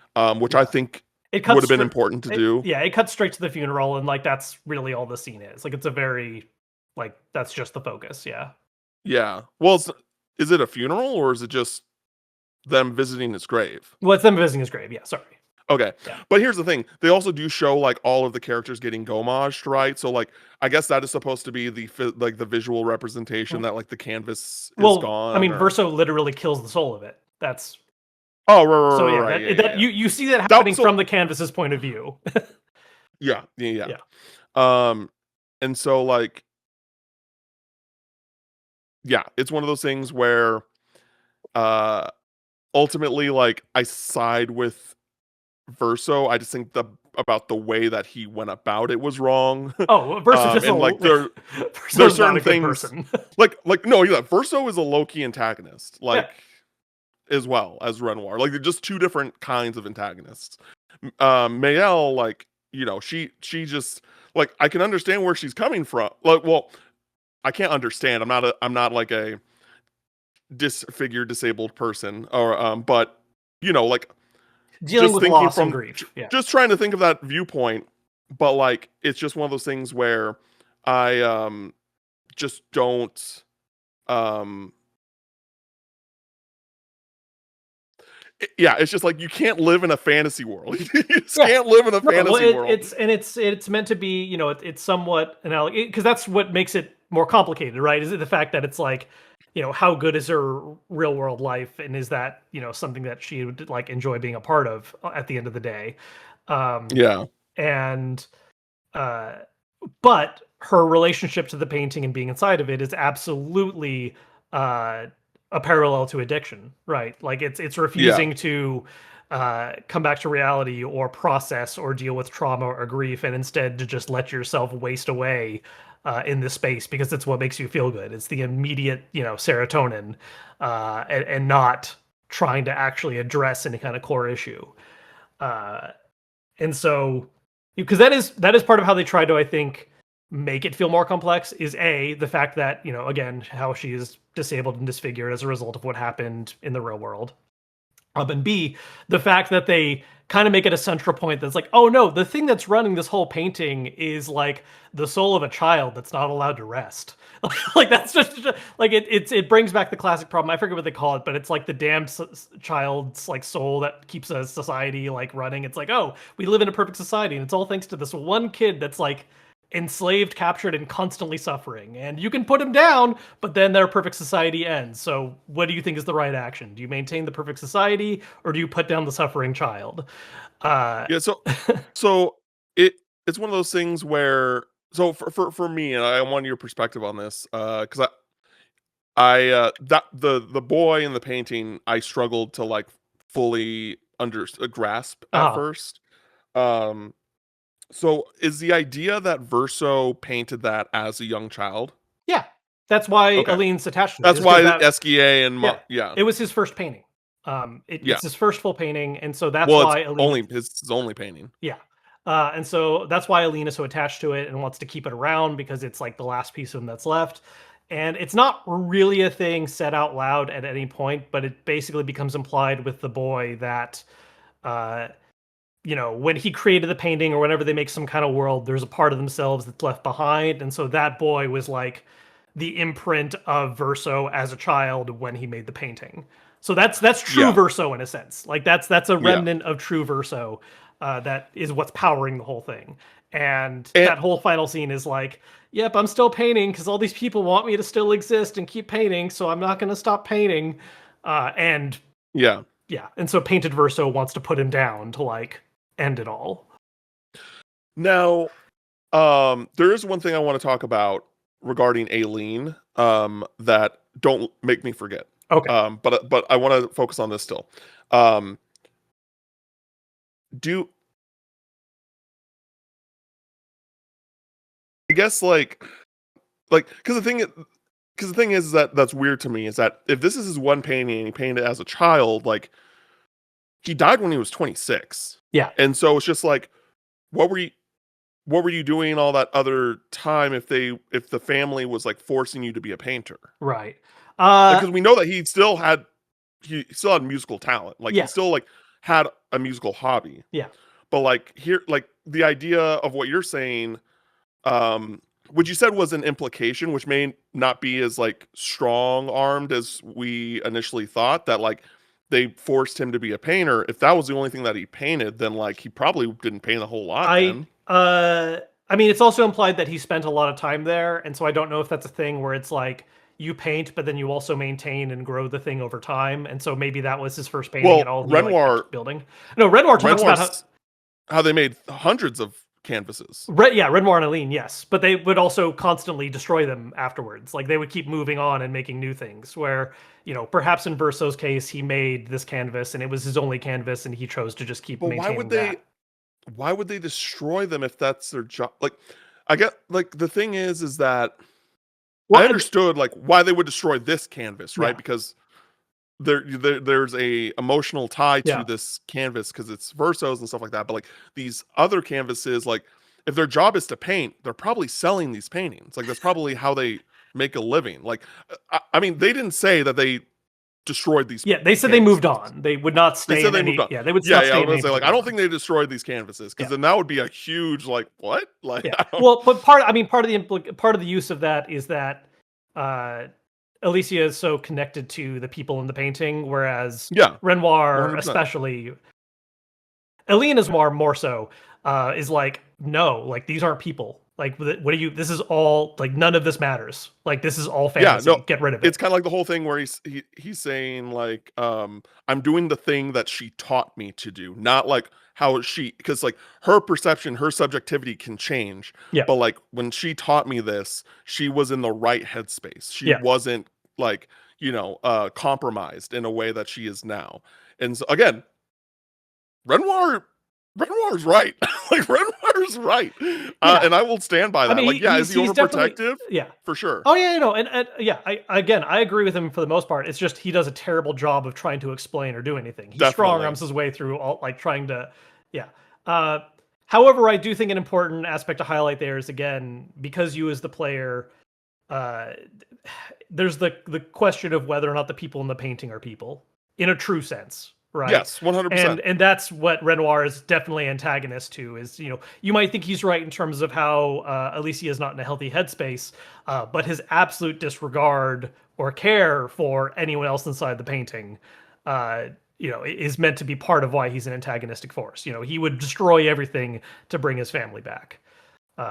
And Yeah, again, there's that implied happy ending where if Alicia could just not hang out there all the time, but she's not going to do it. Yeah, and it's tough too because like, well, also because like she would be like reborn, right? And she wouldn't remember who she is, and like all those there are those aspects to it as well. I That's mean, not maybe that. differently now that her paintress powers have like Yeah, the rewrite thing. awoken, but The rewrite thing was Aline doing that to her, and she just wasn't good at. She's not as strong of a painter. oh, okay, That okay, that's okay, not. okay, It's not okay, every okay. time you enter a painting you're a fresh person. No, that's like It was Aline that did that yeah, because Aline transformed you because she that's didn't even want her to yeah free like her to knock her out. yeah, and that's even a thing Clea comments on is like, are you really like not even strong enough to why are you like, oh nope, you're gonna get rerun, okay fine, whatever, I guess. Clea's such a bitch, I love it. Yeah, no, I loved how like she was definitely the black sheep of the family. I mean, yeah, even in that like that ending, versus ending, she's just kind of like off to the side, like, all right, cool, yeah, everyone else grieve. Can we like move on now? We have shit to do. So regarding Clea, what did Renoir mean by solitary war? That she's like She engaged with that. so the the thing that kickstarts everything in the backstory is that the artists are attacked by the writers. We have no idea why. We don't know what anyone's motivation is in this. But the Okay. writers are the one who start the fire that kills real life Verso and cripples and disfigures Alicia. Where do we learn this? Is this like in a It's during the it's during the like the fake finale when you're introduced to real world Alicia and you meet Clea and like she's talking about like, oh yeah, the writers are the ones who like did this to our home and like mom's been beside herself. how did I miss that?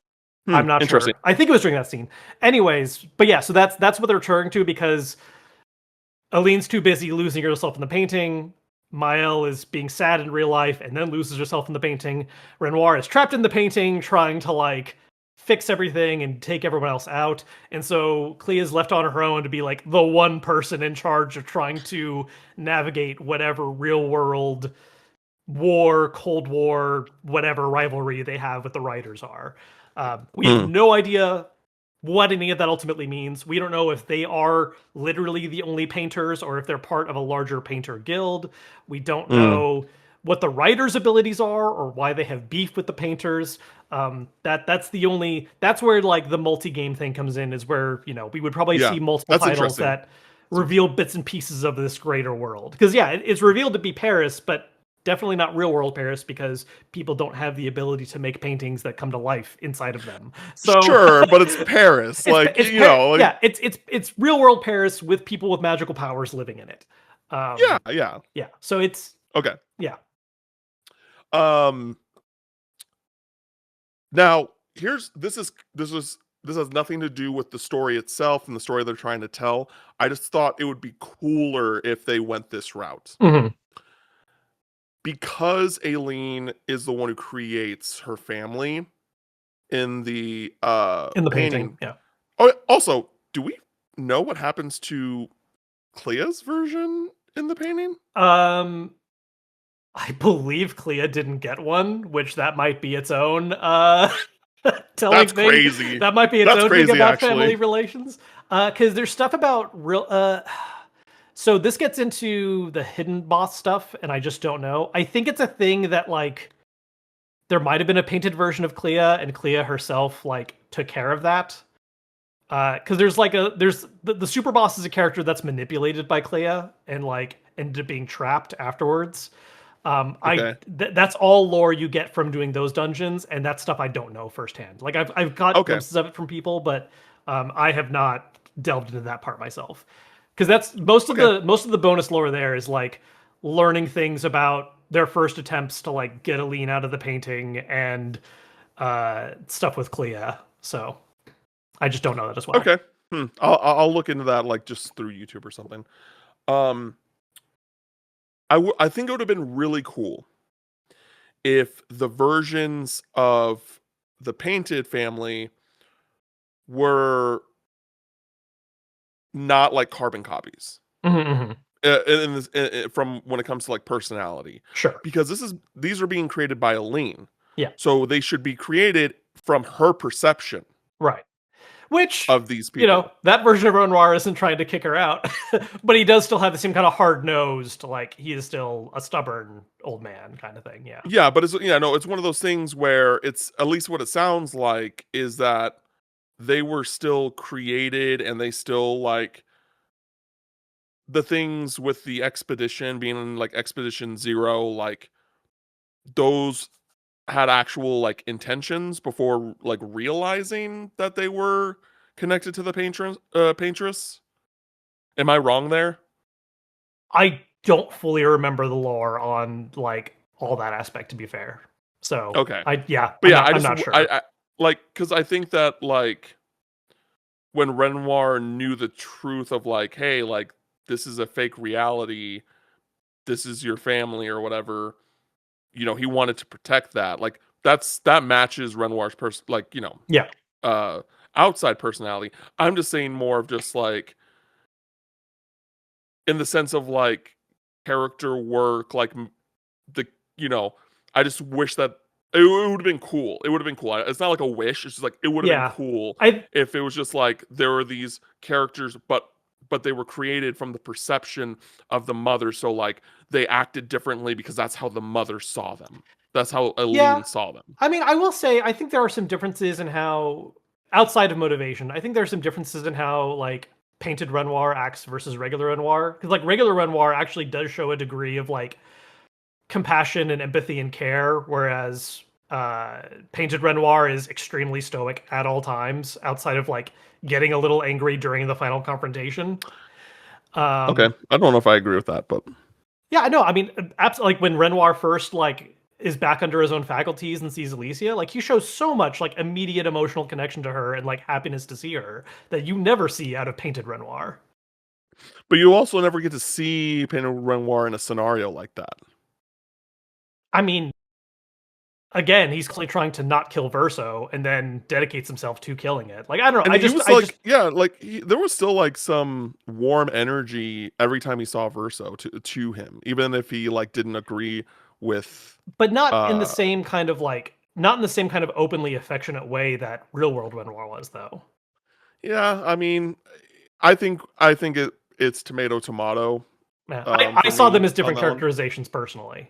I I would thought say they I were saw them as personified different differently. characterizations, sure, but like not by a lot. Not in the way that not in the way that I was like I'm talking, I guess, if that makes sense. Mm, Like there's definitely going to be different like certain levels of differences because they're put in different scenarios for sure. mhm. I'm talking more about like I don't like things that are a lot more distinctly different aspects because of like instead of being created by Verso, like they're created by a mourning mother. Yeah, right. Well, and we definitely see that with Renoir's creations because they are not carbon copies of themselves.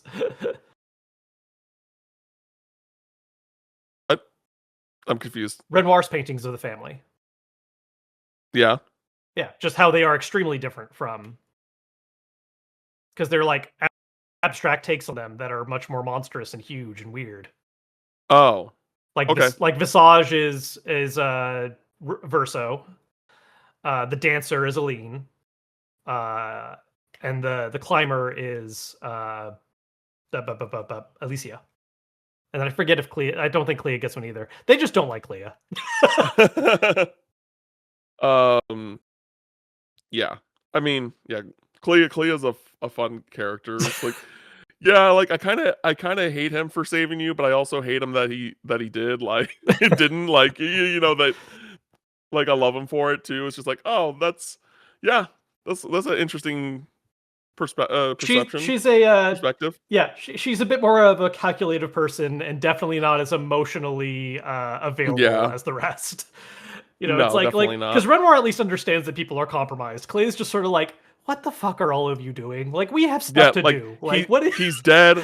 Move on. oh yeah. Like, he's dead. It sucks. We got to move on. And Francois is so But sad he never gets to see her. yeah. Or not Francois. What's the name of the angry turtle guy? I can't remember his No, name. it's Francois. Is it Francois? Yeah. Okay. Yeah, Okay. Francois. Yeah. Cool. I think that's really it for right now.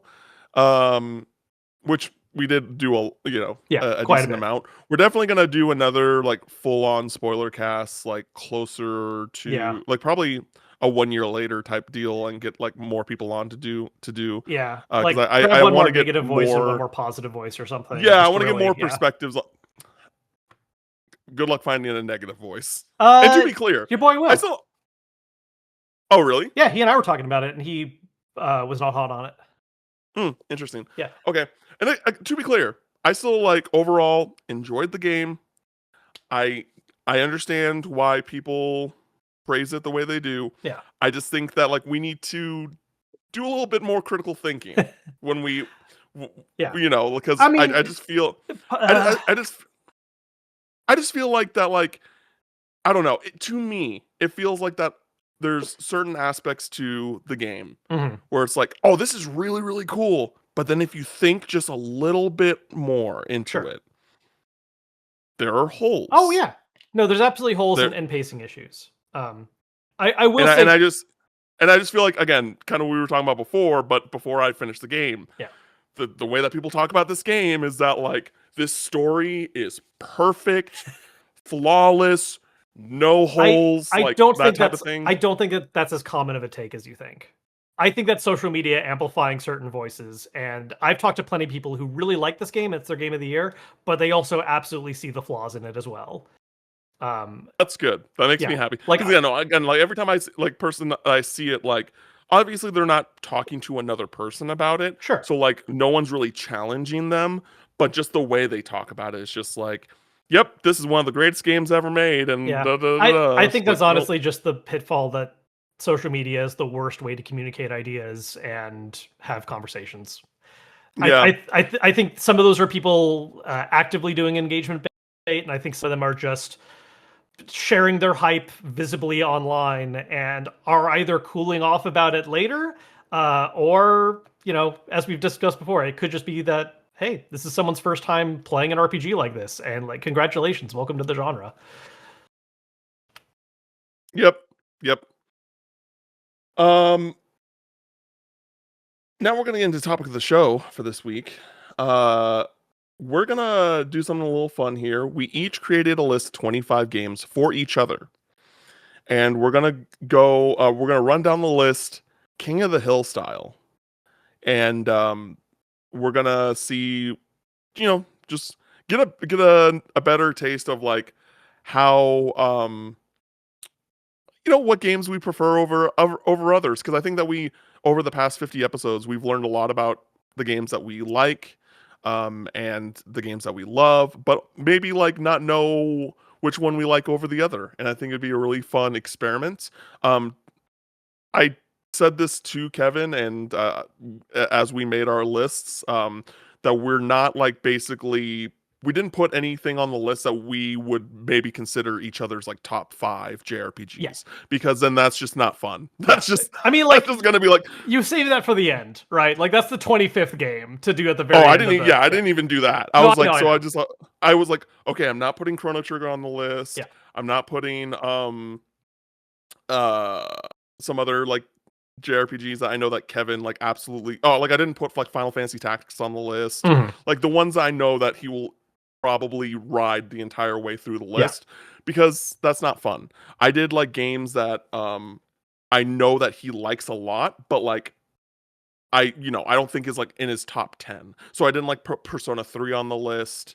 Like there are those examples. And then like for him, I'm sure he didn't put Kingdom Hearts 2. He didn't put Pokemon Gen 2 on the list. Like I did initially when I misunderstood the prompt, but it has been updated and fixed.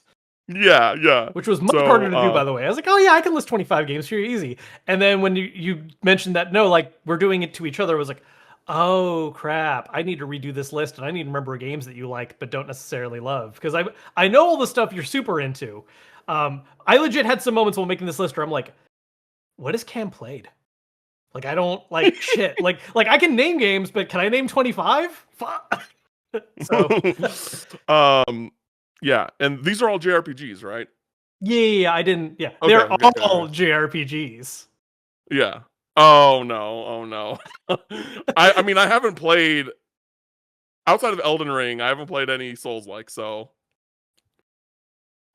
anyway, do you want to read your list to me first, or do you want me to read my list to you first? Let's get through mine first, especially because how I assembled this, I don't know how this is gonna go. We're gonna find out. We're gonna find out. So I Okay, I I'm did ready. have one intentional choice with this. Once I realized the updated prompt. And you initially told me to avoid this, but I wanted to do this in a way that I think could be interesting. I picked what I think might be your least favorite Trails game. It's in your bottom Okay, like 3 or 4. And I'm going to bring okay. that one up first because I want to see how long it takes for it to get knocked out by something else, or if it just actually weathers through, even though it's, not the best example of the Trail series. Okay. So Trails of Cold Steel, the first one. Okay. That's a pretty low one, right? I know you like Trails overall, but that's It's middle of the pack. It's middle of the pack. Okay. Yeah. Okay. No, my least favorite Cold Steel is 2. Cold Steel 2. Ah, okay. Well, for the purposes And of this even exercise, yeah. we'll actually say it's Cold Steel 2 then. Okay, Because sure. I don't know how much of a difference that makes, but I want to Sure. see what And that's what not my can knock out. lowest, but that's not my lowest Trails game either. Is it Daybreak 2? Because that was another one I considered. Well, okay, it's either Cold Steel 2 or Daybreak 2. It's one of the two. Okay. Like it yeah. Yeah, no, I figured I knew because I was like, I feel like you really liked the I forget what it's called, but the second arc. Oh yeah, Cold Steel 3 is great. No, the second arc, like in general. There's Sky, and then there's Zero and Azure? Yeah, Zero and Azure. Like I know you like those ones a lot. Yeah, Zero is really great. Yeah. Azure's like a masterpiece. Like Yeah. yeah. No, I knew if you those put ones were Azure pretty on high the up list, still. like that would have carried through a lot, probably. Yeah. No, I wanted something where it's like, okay, this is part of a franchise you love, but it is not the cream of the crop there. Yeah, okay, so Cold Steel 2. Yeah. And let's go ahead and start with, let's just go with my favorite game of all time. Chrono Trigger. Yeah, I'll go Chrono Trigger. Really? You would still pick that over? Because you were so lukewarm on it when we talked about it during Campfire. Listen, I get why you think that. I do. I understand. But there's still like some really great, like Chrono Trigger is still fantastic. Like Chrono Trigger. Yeah. Okay. We'll keep the Square train going for a little bit because I want to get out of the way obvious-ish ones, I think. So Chrono Trigger versus the original FF7, because I actually don't know your feelings on that one as much. I know your feelings on Remake and Rebirth, but I don't really know how you feel on the OG. That's actually tough. Yeah. That's tough.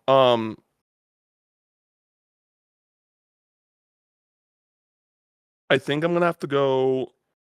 That's tough. Because here's the thing: Final Fantasy VII was my top, like a top 10 game for me. Mhm. But the last time I replayed it, That was tough, dude. That was a You're tough. seeing those cracks after so long. That was a tough replay. Yeah, it's just it's really started to show its age. Out of curiosity, what platform did you play it on originally, and then what did you play it like when you revisited?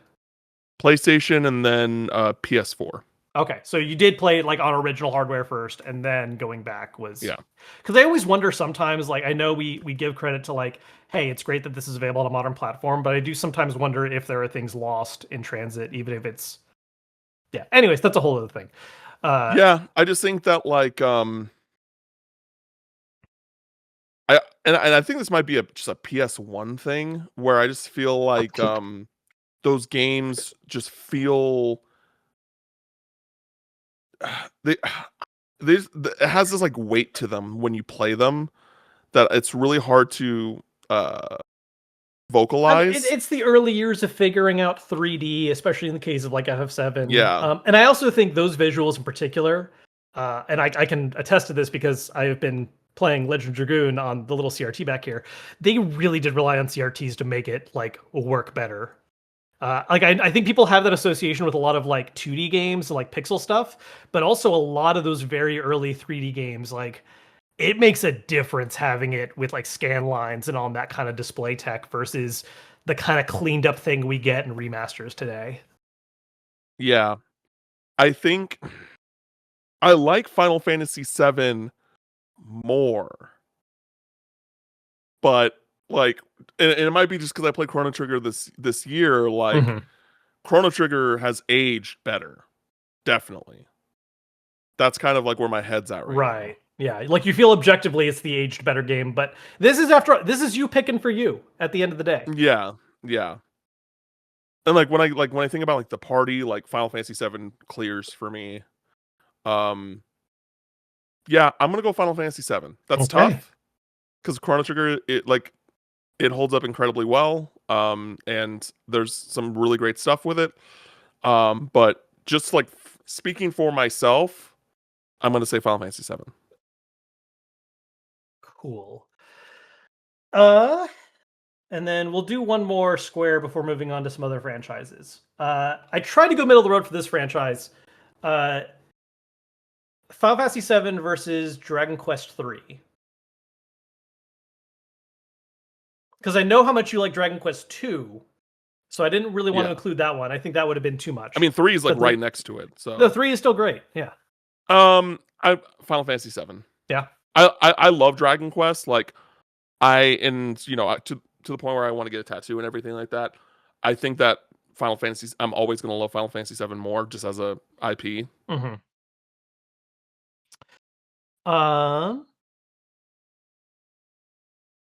I've made the list, but I'm trying to also keep it compelling with what game I pick next because I did not plan that part out. So it's like, I just made a list randomly, and I'm like, I'm just going down the roster. Yeah, I'm just trying to give you interest. I just want to have interesting back and forth, I think, for some of these. For sure. Okay, so then how about original Final Fantasy VII versus our least favorite but still very good Persona game, P5 Royal? Yeah, at that point, I got to go P5 Royal. Yeah.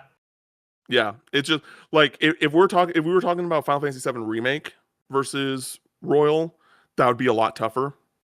But yeah, it's got to be Persona 5 Royal. Okay.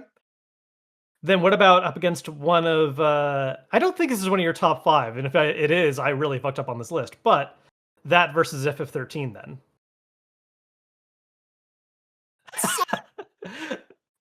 That's so tough. I can't believe you've done this to me. I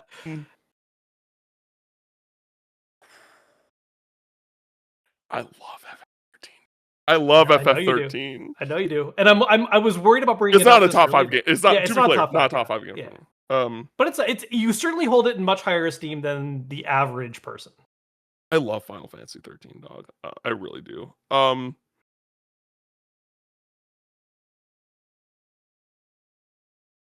Do I recognize that Persona 5 Royal is probably the better game? Yes. I'm picking Final Fantasy 13.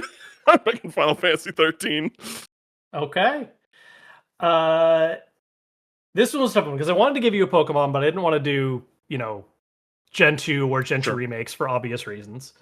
Sure. Would it be fair to say that like up there but not super high up is like Black and White 2? Oh yeah. Yeah. So how about that versus 13? That's tough. That's also tough.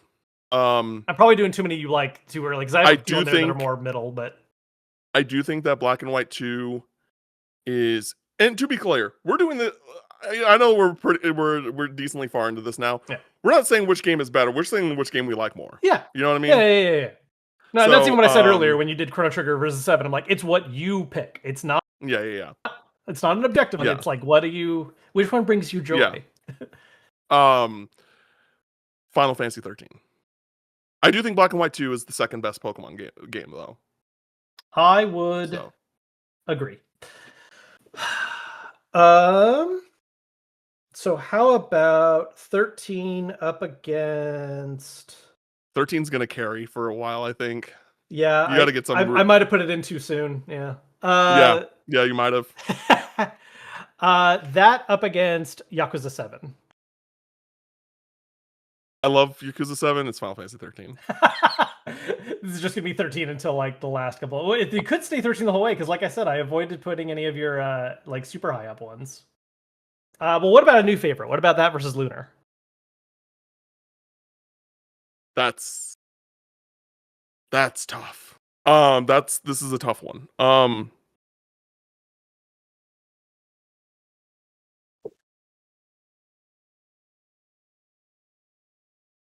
I really love Lunar. I really, really love Lunar. To the point where, again, I really want to get a Lunar tattoo. It's got to be Final Fantasy 13 for me. Keeping the streak. The thing that's tough going. about Final Fantasy 13 that you made that really puts it up for me is I think it has the best soundtrack of any video game. That's true. I have seen you pushing that lately. I did see. I've always pushed that. Yeah, but I've always pushed you that. you did like a post or something like just a couple days ago or something. Oh yeah, literally a couple of days ago. Yeah. Yeah, I tried to do a lot of like second favorites within franchises. So like, Okay. 13 against what I assume would be your second favorite Mario and Luigi game, Bowser's Inside Story. I haven't played enough of that game, so, and even like if you said Superstar Saga, that'd be dog. Like, well, I think that's tough. I mean, that one's.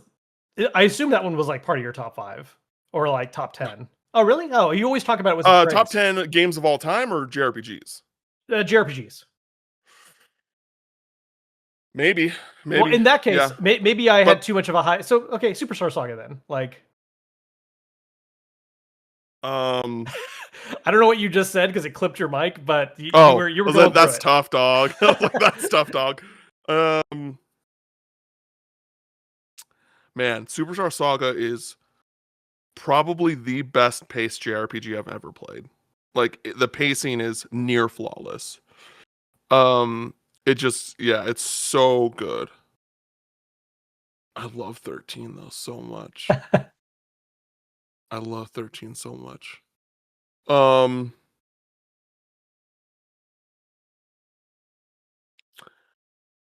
There is so much to love about Superstar Saga.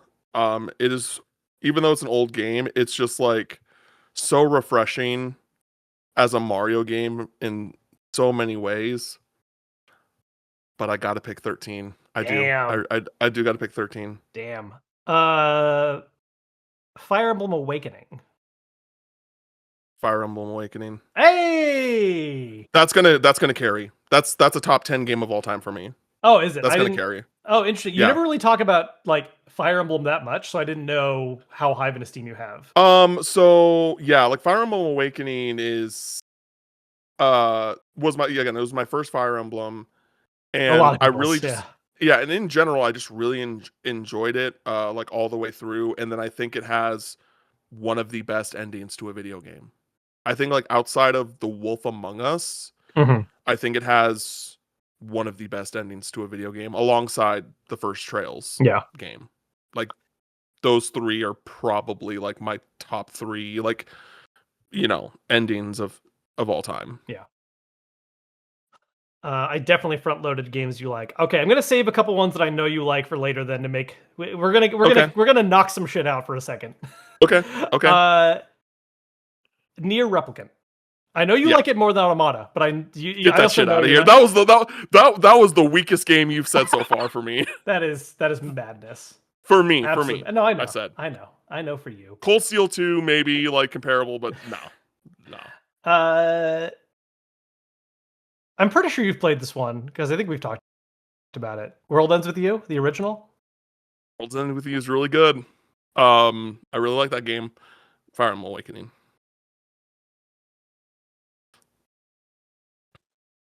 And then I forget what your favorite one is in the series, but I feel like I made it an intentional choice to go for this particular one. The first Xenoblade Chronicles.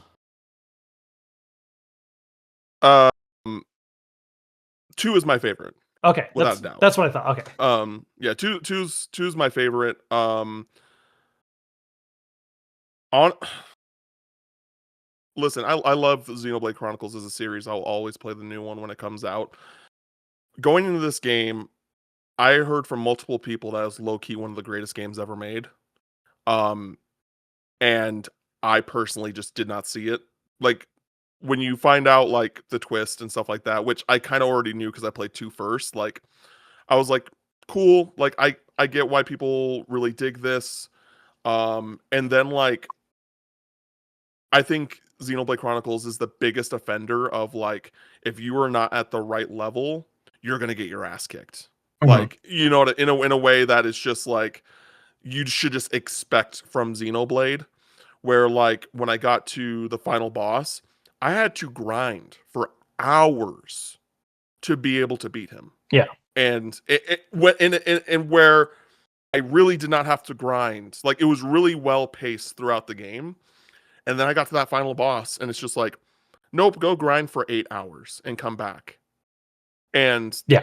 and to me, I was just like, that put a really bad taste in my mouth. At the end of a pretty good, like a pretty good, pretty great game.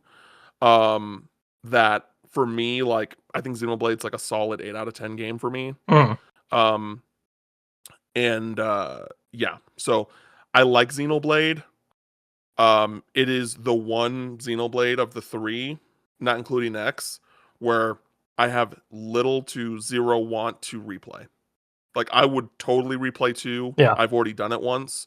I'll definitely replay 3 at some point. I have no interest in replaying the first game. Okay.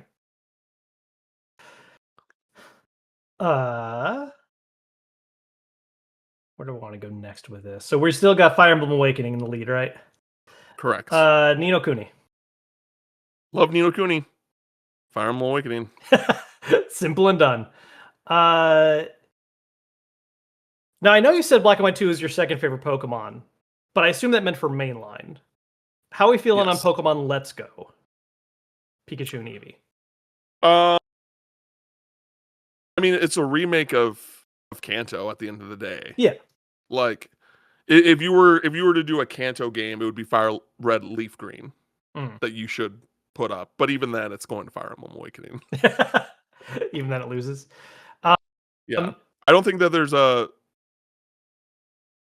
there might be like one Pokemon mainline game that you might make me pick over Fire Emblem Awakening, but you There's already one. said Yeah. 2. Yeah, no, I'm not going to do I more than that. I wanted one mainline and one spin-off. I didn't want to like do a ton. I'm Okay. trying my best not to like give you like we're going to get through 6 different Final Fantasies. Like it just doesn't. I don't think it's Yeah, interesting. no. Yeah, like I said, I accidentally gave you some big ones. I didn't realize Awakening was that high of an esteem for you because like I've gotten the vibe you don't like tactical games. So I did not I expect like that one too. I like tactical games. I'm not good at them. Two different things. Yeah, I would have saved it for later had I known. Here's one that I'm not actually sure if you've played. And I put it on here because we've never really talked about it, and so I'm just curious where it sits for you. Okay. And this might also bring up an argument about what is or is not a JRPG, but I don't care. Undertale. I have played Undertale. I do consider it a JRPG. Because I fucking love Undertale. I mean, But I don't. Undertale's a masterpiece. Like, Yeah, let's just get out of that way right now. sure. But this is Undertale is yeah. Oh, I know like that. But how do you feel about it? Is what I'm trying to get out of you. I really like it's similar to Clair Obscur, except for I don't think Clair Obscur is a masterpiece.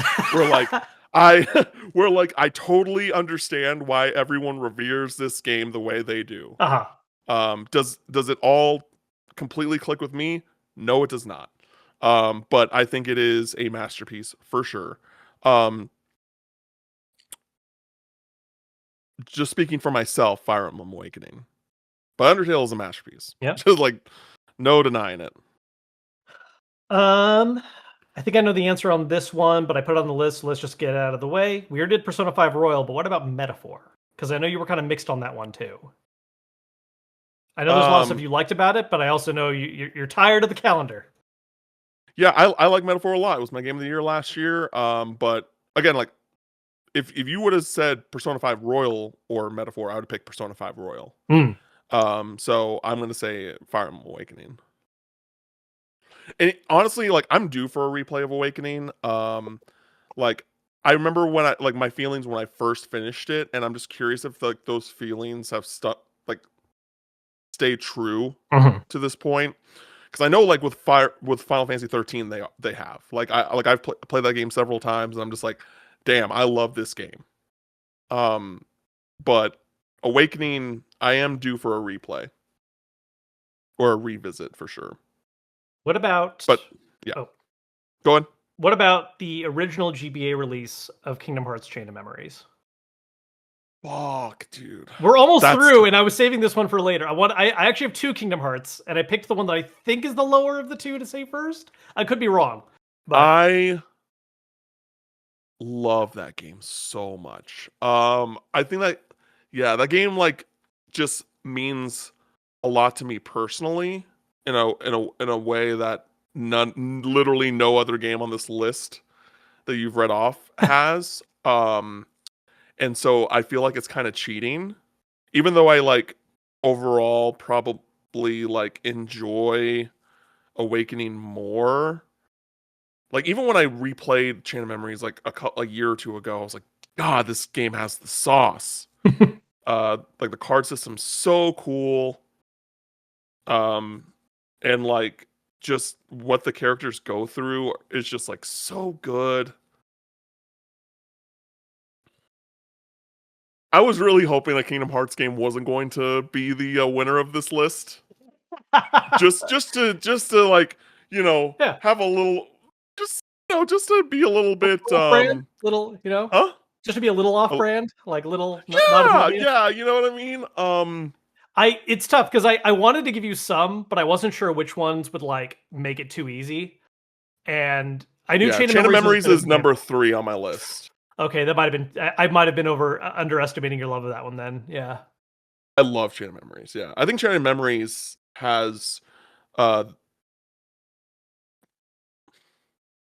I guess how do I explain? I think it has the best character work Mm. in the game, in Especially the because of how series. much you like Riku and Yeah. his whole I arc. think it That's has true. the best Yeah.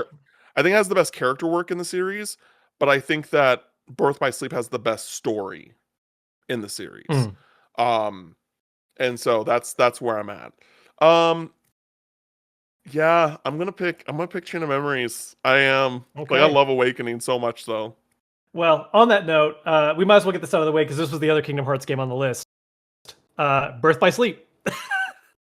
And see, here's the thing though, is that like when I replay through Birth by Sleep, like that game's starting to show its age a little bit. Uh, Um I mean, it was a PSP game too, which kind of gives it a rougher start. Like it, yep, I actually yep. think it's one of those games where there is this whole effect of, I think playing it on a PSP makes it feel like a better game than playing like one of the HD collections that put it on modern platforms because Yeah. you see the cracks in how the controls don't perfectly carry over and you can see how the visuals on a larger display don't quite like I felt that way about what was it? Final Fantasy Type 0, which was originally a handheld game. And they did Yeah. in the US we It only got the PS4 version and it's like you can see this was a mobile game. Like it just doesn't look quite right on a big screen. Type Zero? Type Zero is a PSP game. Yeah, but in the US, we got it on PS4. Yeah. You said mobile. Oh, sorry, I meant handheld, like on a Okay, small. Yeah. okay. I was so confused. Sorry, I just meant in the sense of a small device. Yeah. But anyways, Birth by Sleep, Chain of Memories. Yeah, Birth by Sleep. Pick Birth by Sleep. Yeah. Okay, okay. I'm surprised that with how much you were talking up the love of Chain of Memories. I thought like that was gonna. It's close. It's close. Okay, we only got a couple left, and honestly, I think that might have locked in our winner. I just want to say that before like Kingdom Hearts 3, say what you will about Kingdom Hearts 3, like I don't know a better example of a game that set up such high expectations and actually met them. Oh, in terms of like narratively. Oh, narratively. Look, Yeah. I have my problems with 3, but like it could have done much worse. No, I'm talking about Birth by Sleep. Oh, okay. Like Birth by Sleep, like once Kingdom Hearts 2 ended, there were so many questions. Yeah. So many questions. And like there were some things that like just didn't really need to be expanded upon, like in 358/2, like that type of stuff with Roxas. That's fine. Yeah. I'm talking about like big like series spanning questions. Sure. And then like Birth by Sleep happens and it answers all of them. No, and it does it all, and it all makes sense. Yeah. And it's so good. Like I don't know another game that's done that. Okay. I just don't. Very quick side tangent because I forgot I meant to share this with you. This was me joking around, so don't take this too hard too much. But people were talking about how complicated Kingdom Hearts is. And my little add into the joke was like, I don't know, guys, I just get confused at around the 5th or 6th Sora. And they're like, what? It's like, well, because you've got Sora, you've got Sora's nobody, you've got Sora's not nobody who still comes from his heart but looks like his friend. You have the soul living inside of Sora that looks like Sora's nobody. You have evil clone of Sora that exists before Sora. You have and it's just like, yep, yeah, these are all accurate statements. Yeah, those are all true, and they all make sense if you just play the games in release order. But anyway, yeah. So that's probably the winner at this point. We're at 20, and I don't have a lot of faith in what's left on this list, to be honest. Okay. Okay, here's one where I wasn't sure if you've played this one or yet, because I know it's a series you want to get through, but I don't know if you just happen to like play this one before getting the others. Ys 8, because I know that's often lauded as like the best Ys. That's the one I'm on right now. Oh, you're on it right now? Yeah, I started it.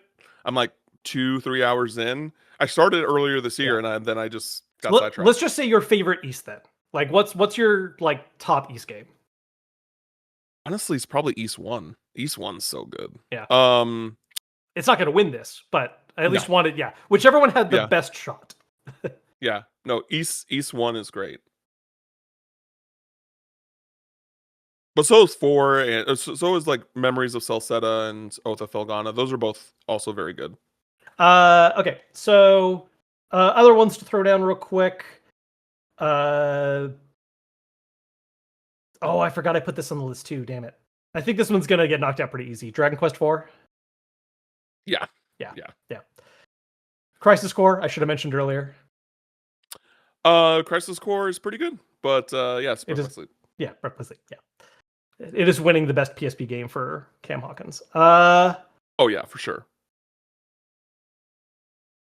I don't really have a final one because I realized something you didn't play, so I had to delete it. So,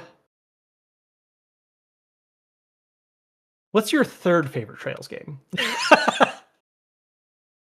Trails to, well, ooh, it's tough because like with Trails in the Sky, it's hard not to pair it with Second Chapter. Sure.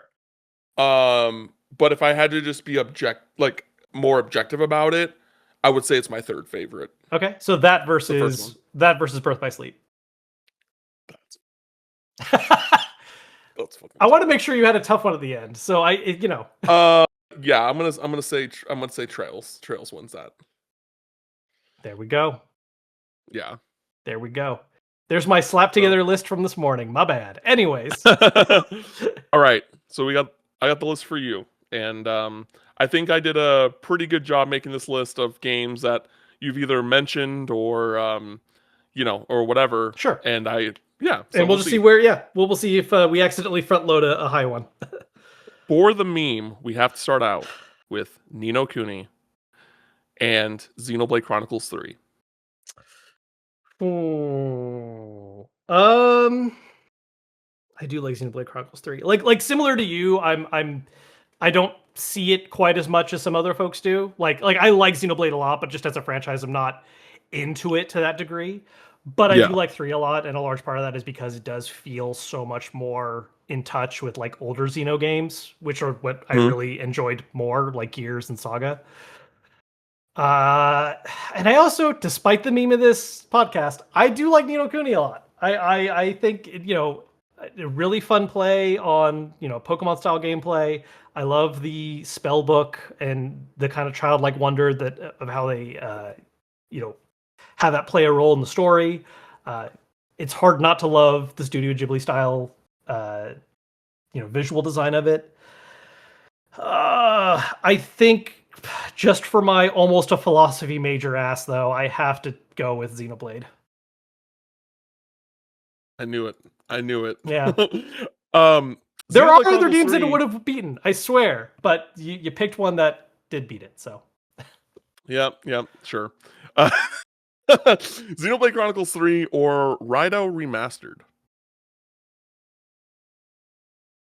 Probably Xenoblade Chronicles 3 still. Like Red Remastered, I think they did a great job of like upgrading it from the previous. And I do love like the tone of SMT, but I do think in terms of just like big high moments and just kind of the hype of some of it. I'm also just a sucker for class systems. Uh, I think Xenoblade Chronicles 3 still wins there. Yeah. Okay. Xenoblade Chronicles 3 or Tales of Vesperia. Ooh. Mm.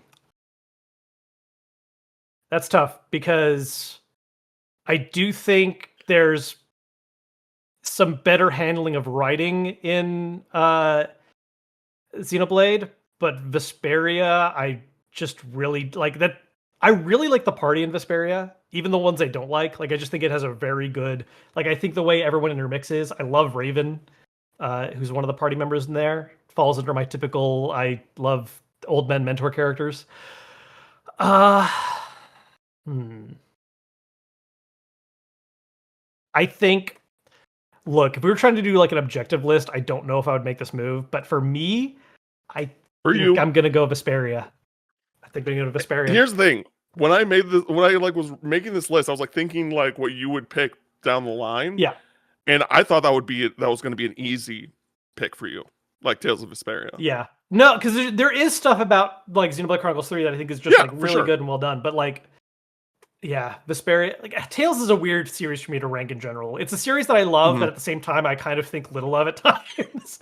Yeah. We've had talks about it, right? Like it's very trope heavy. It's very, but Vesperia is definitely like one of the best results of it. So, Okay. Okay. Tales of Vesperia or Pokemon Platinum. oh man, if you had said like Heart Gold Soul Silver, that definitely would have won. But Platinum, I do have. So here's the thing about me and Platinum. I understand Platinum is not the best of the Pokemon series. Like if you're asking me to rank them, I'm not putting it in the top like 3 or whatever, right? Like Heart Gold, Soul Silver, and Black and White 2, and probably like Fire Red or Leaf Green. But Platinum Oh, ranks pretty okay. high for Wow. me because uh, Platinum was like my reintroduction to Pokemon. Like I didn't play Gen 3 when it came out. Uh, and I had just missed Diamond and Pearl, and like I was about to get in. I was like, okay, maybe I'll. I was around enough people who were playing it. Where I was like, oh, maybe I should try Pokemon again. And it was like like Platinum came out like a week later. Like I think I picked up Diamond, played it for like a couple weeks, and then Platinum released. And I was like, well, I guess I'm just gonna like swap over to version 3. Yep. And it gave me my favorite starter. Is the thing. I love Infernape. I love that little fire monkey. And so while there's a lot about Platinum I would rank below other Pokemon games, I love that goddamn monkey so much. Uh, I want to say like it's I don't think yeah, you saying that Platinum is a top 3 is crazy. I think that like Heart Gold, Soul Silver slash for me Crystal, and like Black and White 2 are the easy number 1 and oh yeah, 2s. When it comes to 3, like You could say Emerald and it would make sense to me. You could Yeah. say Platinum and it makes sense to me. Like, I don't think saying Platinum's the top 3 Pokemon game is a ridiculous claim. Yeah, it's not a take I see often, I guess. Top 5 Okay. maybe, but Definitely top 5. 100% yeah. top 5. Anyways, it also depends on if we're talking mainline only or not. But I think for That's fair. me, I'm gonna stick by Vesperia, I think, on this one. That was a tough one, but Wow. yeah. Wow. Okay. I thought you were gonna take Platinum and then run for a while. I'm not gonna lie. Well, glad to keep it Oh, interesting. yeah, no, glad to be wrong.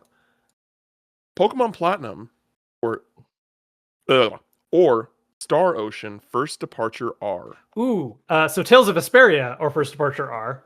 Yeah, sorry, Tales of Vesperia Yeah. or Star Ocean First So look, Departure okay, R. so look, like First Departure has a lot of problems.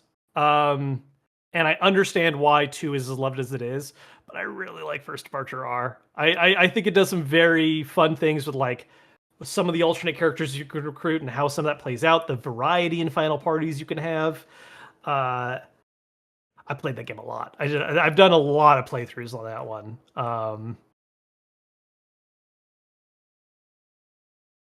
I think I'm gonna have to go with Star Ocean. Okay. Yeah. Star Ocean First Departure R or Paper Mario. If you had picked Thousand Year Door, I probably would have knocked it That would out. have But original, you would have ran though. You would have ran. no, I I couldn't. don't. I'm not that independent. Like I like Paper Mario Thousand Year Door a lot, but I don't like. It's not like one of my top. Okay. Christine loves Paper Mario and the original Paper Mario. Um, I think for me, I would stick with Star Ocean. I like Okay. Paper Mario a lot.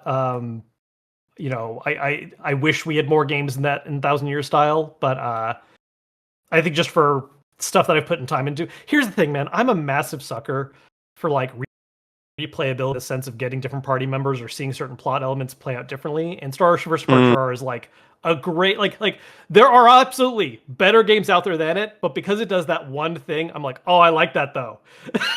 Like I like that a lot.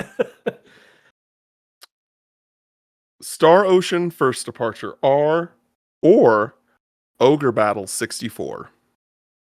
So I actually have not. I've started Ogre Battle 64, but that is not one I have finished.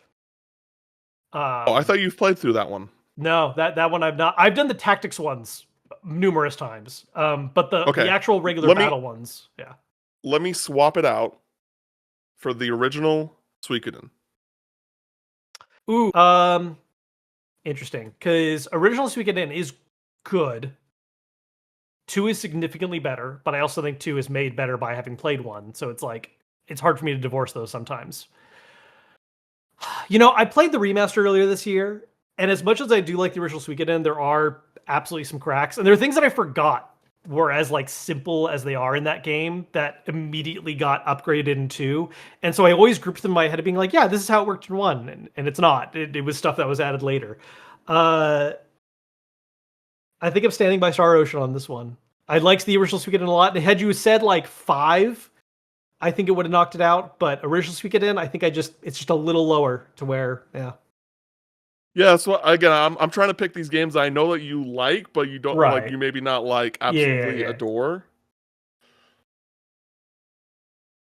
Star Ocean First Departure R or Final Fantasy X. Oh, 10. Easy. Okay. Yeah, that's Okay. yeah, no, like I I don't think we've ever given each other our like official rankings of the series. 10 is consistently in my top like 3 or 4. Yeah. So I knew that yeah. it wasn't. Listen, I wasn't picking 9, Yeah. and I wasn't picking 6. Yeah, you're not picking 9, you're not picking 6, yeah. That, so I was just like, okay, I'm either gonna pick 10 or like something. But yeah, trust me, Yeah. I No, 10 thought is about this. 10 is I agree with Yuji Horii. Um, Final Fantasy X or Triangle Strategy. Ooh. See, we're getting back to I like branching paths and shit, and Triangle Strategy is all about that. And I like my tactics Kevin, games. I methodically made this list. Yeah. I methodically made this list. Yeah, I did not make yours methodically. That's okay. I still got you a couple stumpers. It's tough. I think I have to stick with Final Fantasy X. The Triangle Okay. Strategy does a lot of stuff I like, and it's a lot of things that on paper I love. But I do think I just wish it had like a stronger story. Like I think it Sure. has like the building blocks of a lot of things I love. It's got the checklist, but there's just enough missing in the meat that I just F of 10. F of Final 10 is probably Fantasy going to carry a X. while. I don't know, dog. I got some. I got You might again. I underestimate how much cooked. I like 10. I cooked. I think I cooked though. We'll see. Final Fantasy X or Tokyo Mirage Sessions. 10. That's fine. Yeah, I like Tokyo That's fine. Mirage Sessions a lot. I think it is an extremely underappreciated game. I think it has some great gameplay mechanics. I don't care about the story or writing that much. That's crazy. That's where we're on different I'm just levels not. here. Yeah, no. Look, I've said this before. Tokyo Mirage Sessions is a cam as fuck coded game. It is. Like It is. that's the thing where I'm like, oh yeah, like the idle stuff, and I just this is like stuff I'm not as into. And not saying that you're into idols, I but wasn't even into idle stuff when I played Tokyo Mirage Sessions initially. yeah, but it has the building blocks of the things you do like in that. I think you very much associate and love storylines about like people attaining their dreams and working on a craft and like 100%. Yeah, exactly. Absolutely. And so like that is a you as fuck story. And I'm like, yeah, that's cool. I don't think it's like bad. It's not that does nothing That's for fair. me really. Yeah. You're not a bad person. You're not a bad person. Final Fantasy X or Live Alive. That is tough. Because Live Alive is such a bizarre, weird game. And I like weird. Because that was one of those games that I discovered in the days of fan translations, and I put a lot of time into and was very angry that we never got it here officially. I even bought a Super Famicom copy at one point. I think as delightfully weird and different as it is, though, I still got to stand by 10. I still got to stand by 10. Okay. Final Fantasy X or 100 Line. 10. 100 Line was a great release this year, and the truth be told, I'm still like it's a huge ass game that I'm still working on. I've played enough I to assume feel you're confident. still working through it. Yeah, because I'm doing the dumb thing of I'm intentionally avoiding the paths that I'm pretty sure take you to the true ending, which is also making it a little bit of an extra slog because I'm definitely seeing a lot of bad ends again and again and again. But I'm dumb and want to fill out the tree of every node, so it's a long game. I really like it a lot. It's I think one of my favorite like spins on visual novels and mixing in with like another gameplay genre. But yeah, 10 is some formative stuff. That's tough. Final Fantasy X or Sea of Stars.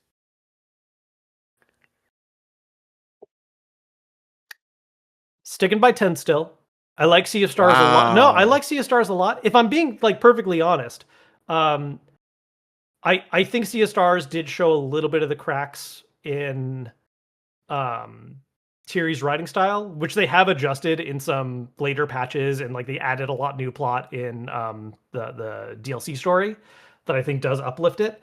And there's a lot Sea of Stars does that I enjoy. I think in some ways Messengers, they're like actual better executed, like tighter kind of game. But Sea of Stars is a genre I love. But really, okay, interesting. That's honestly the biggest. Like I've had friends tell me that like the Messenger is great. Yeah. And I recently bought a copy like a few months ago. But that is the biggest sell that you've said right now. That you think that you think that. So I think it's an issue of I think Messenger. I think Sea of Stars is a situation where Reach exceeded like what they went for. There was just only so much they could really accomplish. Like it was much more ambitious. I think Messenger was the right amount of like what you can pull off for what you want to do and what your budget is, kind of thing. But anyways, yeah, I think I'm sticking by 10.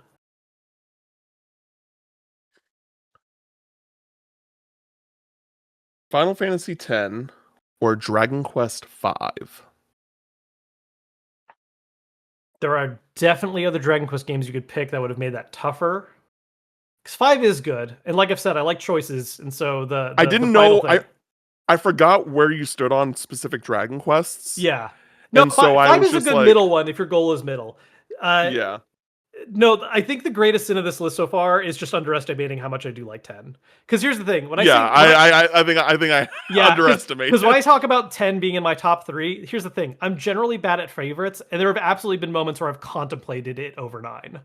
Like, yeah, like I Okay, do like okay, 10 a lot. okay. Like, so that's why Okay. this is tough. Like, I love 10's party. I love there's I I don't think care what you're Aiden says. I think you're running with 10. I think you're running with 10 We now might that be I'm looking running at the with rest of this 10. list. Yeah. Uh, but yeah, 10. Okay. Final Fantasy 10 or Fire Emblem Three Houses. Yeah, 10. I I love Fire Emblem. Three Houses Listen, is not. if that's just how Yeah. it is, that's how it And is. I'll put it this way. Even if you picked my 4th or 5th favorite Final Fantasy, I would probably still put it over Three Houses. I like Three Houses. I I prefer a agree lot with of you the there. I would other. agree with you. Yeah. Three Yeah. Houses is within the Fire Emblem franchise, probably number 5 or 6 Fire, for me. Fire Emblem Three Houses is the fucking Persona 5 Persona Royal. 5 Royal of Fire Emblem on this podcast. Okay. Final Fantasy X or Super Mario RPG. I mean, that is a strong one because there's a lot of nostalgia I have for that game. Love Mia Gino. Uh, I feel like this is kind of like how you were with Chain of Memories, where there's some really strong nostalgia for it, and even going back to it, I'm still just like, I see it, like I see the magic's in here still. Yeah. Uh, but I think in terms of like the full scale of it and just everything I do like about it, I'd still stick with 10. Yeah. Okay. So I changed this because I want to see. I need to You see need a little bit more yeah, competition here. you need me to yeah, I agree. All right. So Final Fantasy X or Persona 3. Which 3? Whatever you is your favorite version of 3. Oh, which as to date is probably portable, but could end up becoming Reload once they finish that. Um,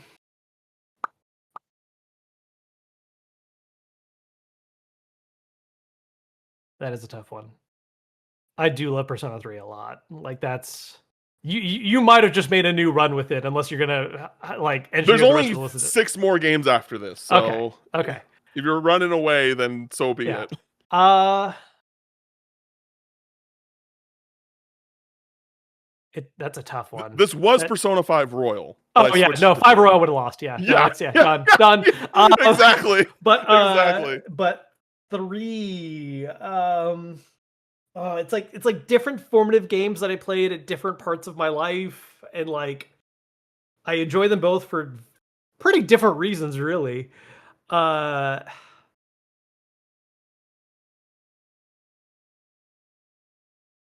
I'm giving it to 3. I think I'm giving it to 3. Wow. All right. That was tight. That was tight. I don't know what's going to Persona. beat it at this rate, but we'll see. Yeah, probably not. Nothing that I have listed. Persona 3 Portable Yeah, we'll say portable. Yeah. or Radiata Stories. Radio Stories is a gem that more people should play. It's a neat little game, but I usually sing its praises because I think it's underloved. If I'm making a ranking list, it's not going super, super, super high. So, yeah, like Persona 3 definitely clears. Persona 3 Portable or Radiant Historia. Radiant Historia, I do like a lot more. That is my arguably favorite DS game. There might be like 2 others in that competition. Uh,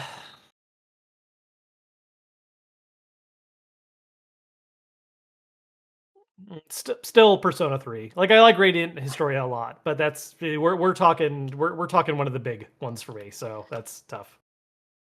Persona 3 Portable or Kingdom Hearts 2. You'd like that, wouldn't you? No, This was on the list from the beginning, Doc. yeah. No, and I do look Kingdom Hearts 2 a lot. Like I feel like I often have to be the foil here because I know how much you love it, so I'll usually be a bit more like calm about it. Tame. Yeah. Yeah. And the thing is, look, I was really fucking into Kingdom Hearts until the wait for 3. Like I lost Sure. my way just during that time. Like it got a bit too long, and like I still picked up every game and played them and enjoyed them. And have very fond memories of some of them. But I definitely was not as into the series when 3 released as I was when like peak like just after 2. I played 2 so fucking much when that was new. Some say the best game ever made. Some Some. I don't know who, but you know, some weirdo out there. Yeah. Uh This is factual information. I think for me, I gotta stick by Persona 3 though. Okay. There was a little disappointment in your eyes there. I saw that. To The lids be kind of. clear, no, to be clear, like I did not expect you to pick Persona 3 over, or like Kingdom Hearts 2 over Persona 3. Oh, okay. Um, Persona 3 Portable or Fire Emblem Path of Radiance. Oh, now we're getting a good Fire Emblem in the mix. This I did switch. Yeah. Oh, really? What was I did. It was Lunar before. I was like, we already went. You did Lunar. Yeah. I'm gonna find something else more Kevin That's fair. coded. Yeah. And that's definitely one I rank higher than 3 Houses. Possibly my favorite one. I don't know. That's a one where I have a tough time picking a number 1 for the series. But that is one of the ones in the running.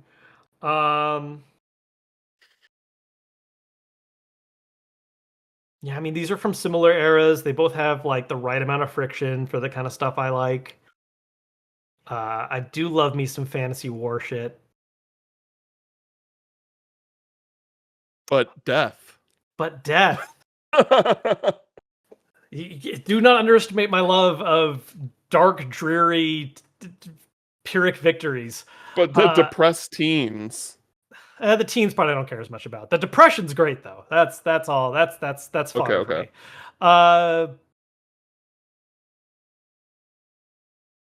This is actually this one feels tougher. It feels tougher than it should for some reason. I don't know.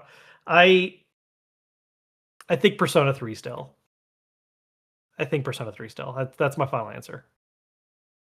I knew Persona 3 was up there, which is why I didn't initially put it on the list. Yeah, until 10 started becoming a run. Some of these picks are like kind of like, oh, okay. I'm learning. Yeah, so you're definitely going to clear the rest of this list. There's only 3 games left. Persona 3 Portable or Chrono Cross. I like Chrono Cross a lot more than most people do. Yeah, I know you do. I'm a defender of it. I think it's great. I think there's a lot of neat stuff it does, and I don't really care about what some people get mad about in it.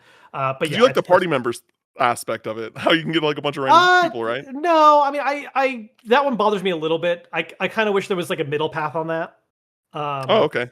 I wish they had like, because I like the idea of more, but I wish they took a little more care with them individually. Like I would have been down with like 12 that are more rounded out and personified, because that's the problem, is that there's a lot of fun wacky characters and I do dig that, but they're also very cookie cutterish a little bit, because they did this whole thing where everyone's dialogue is the same. They just apply like an accent filter, and it's like, all right, cool. Like it loses a lot of characterization for them, and that bothers me.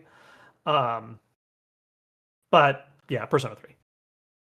Sweet. Persona 3 or Final Fantasy 4? Well, after what happened with the 10 run, it's Persona 3. Persona 3 or Golden Sun: The Lost Age? I do love Golden Sun: Lost Age a lot, and I think there could have been some. That one a little earlier might have caused some waves, but at this point, yeah, it's Persona 3. Yeah. Well, we did it. We did it. What did I end up with again? Kingdom Hearts Birth by Sleep? Yeah. Okay. Yeah. Pretty on brand for both of us, sadly. Pretty on brand for both of us. Honestly, I will say, if you had not picked 3 specifically, I don't think 10 would have been like taken out. What would it be 10? Huh? What would it be 10 for you? What would have beaten 10 like later in the line? Yeah. I don't know. Maybe Path of Radiance. Maybe. Yeah. I Okay. really like 10. I like 10 a lot. I think I like it, it's one that I wrestle with sometimes because there's things about 10 that does frustrate me, but the stuff that I Mhm. love about it, and I played it also when it was brand new. That was the first Final Fantasy that was mine, like that I didn't borrow off a friend to play through because I got a PS2 and I never had a PS1. Sure. Um, and like it's just one that I think one of the things 10 does very well is that, we've talked about a few times how much I love the concept of the party. That's even why like Vesperia is one of my favorite of the Tales games because I love that party. And 10 more than most Final Fantasies does a great job of like everyone actually kind of matters and stays relevant, except maybe Kamari. Uh, as opposed to being like, hey, I've joined the party and now I'm in the party. Like as much as I love 9, 9 has that problem where it's just like, Amarant, what do you even do here? you know? Yeah, Um, that's I also really like that about 13 because like 13, like say what you will about certain elements of the game, yeah. but like all the party members matter. Oh, it is arguably the most like actual ensemble cast kind of approach, right? Like Lightning's the Yeah. main character, but like it really is about all of them. Like Yeah, like yes, yeah, like the characters split up and like they're in certain groupings like throughout the game and like some people don't like that they're so like spread out all the time, but all of them fucking matter. yeah, All of them play like key points of the plot and everything and like you can't say that about a lot of a lot of yeah. Final No, Fantasies. and that is something I do like about 13. I think it could have been paced better than how they executed that, but I do like that aspect of 13. I also just wish I liked 13's cast more, but that's a whole other conversation. Uh, but we did it in our longest episode Yeah. ever. This segment alone, since we stopped and began recording again, is 2 hours and 10 minutes. We are easily like I think we've cleared 3 hours. Yay, everybody. So on our 50th episode, we have broken the record for the longest episode of the podcast. We'll Let's confirm that once I go. edit, but it's very likely. Uh Kevin, do you have anything for the people before we dip out? Nah, man, I got to get to work. All right, everybody. Before we do this spiel, thanks everybody for listening to the podcast. We've hit 50 episodes. We only got a few more episodes until the new year. We got something special for you going into the new year that we hope that you will all enjoy. But until then, you can follow me on socials at Cam Final Mix, and you can follow Kevin on socials at Kevin Kenson. Thank you all for listening to this podcast and this episode. And until next time, we'll catch you later. Later.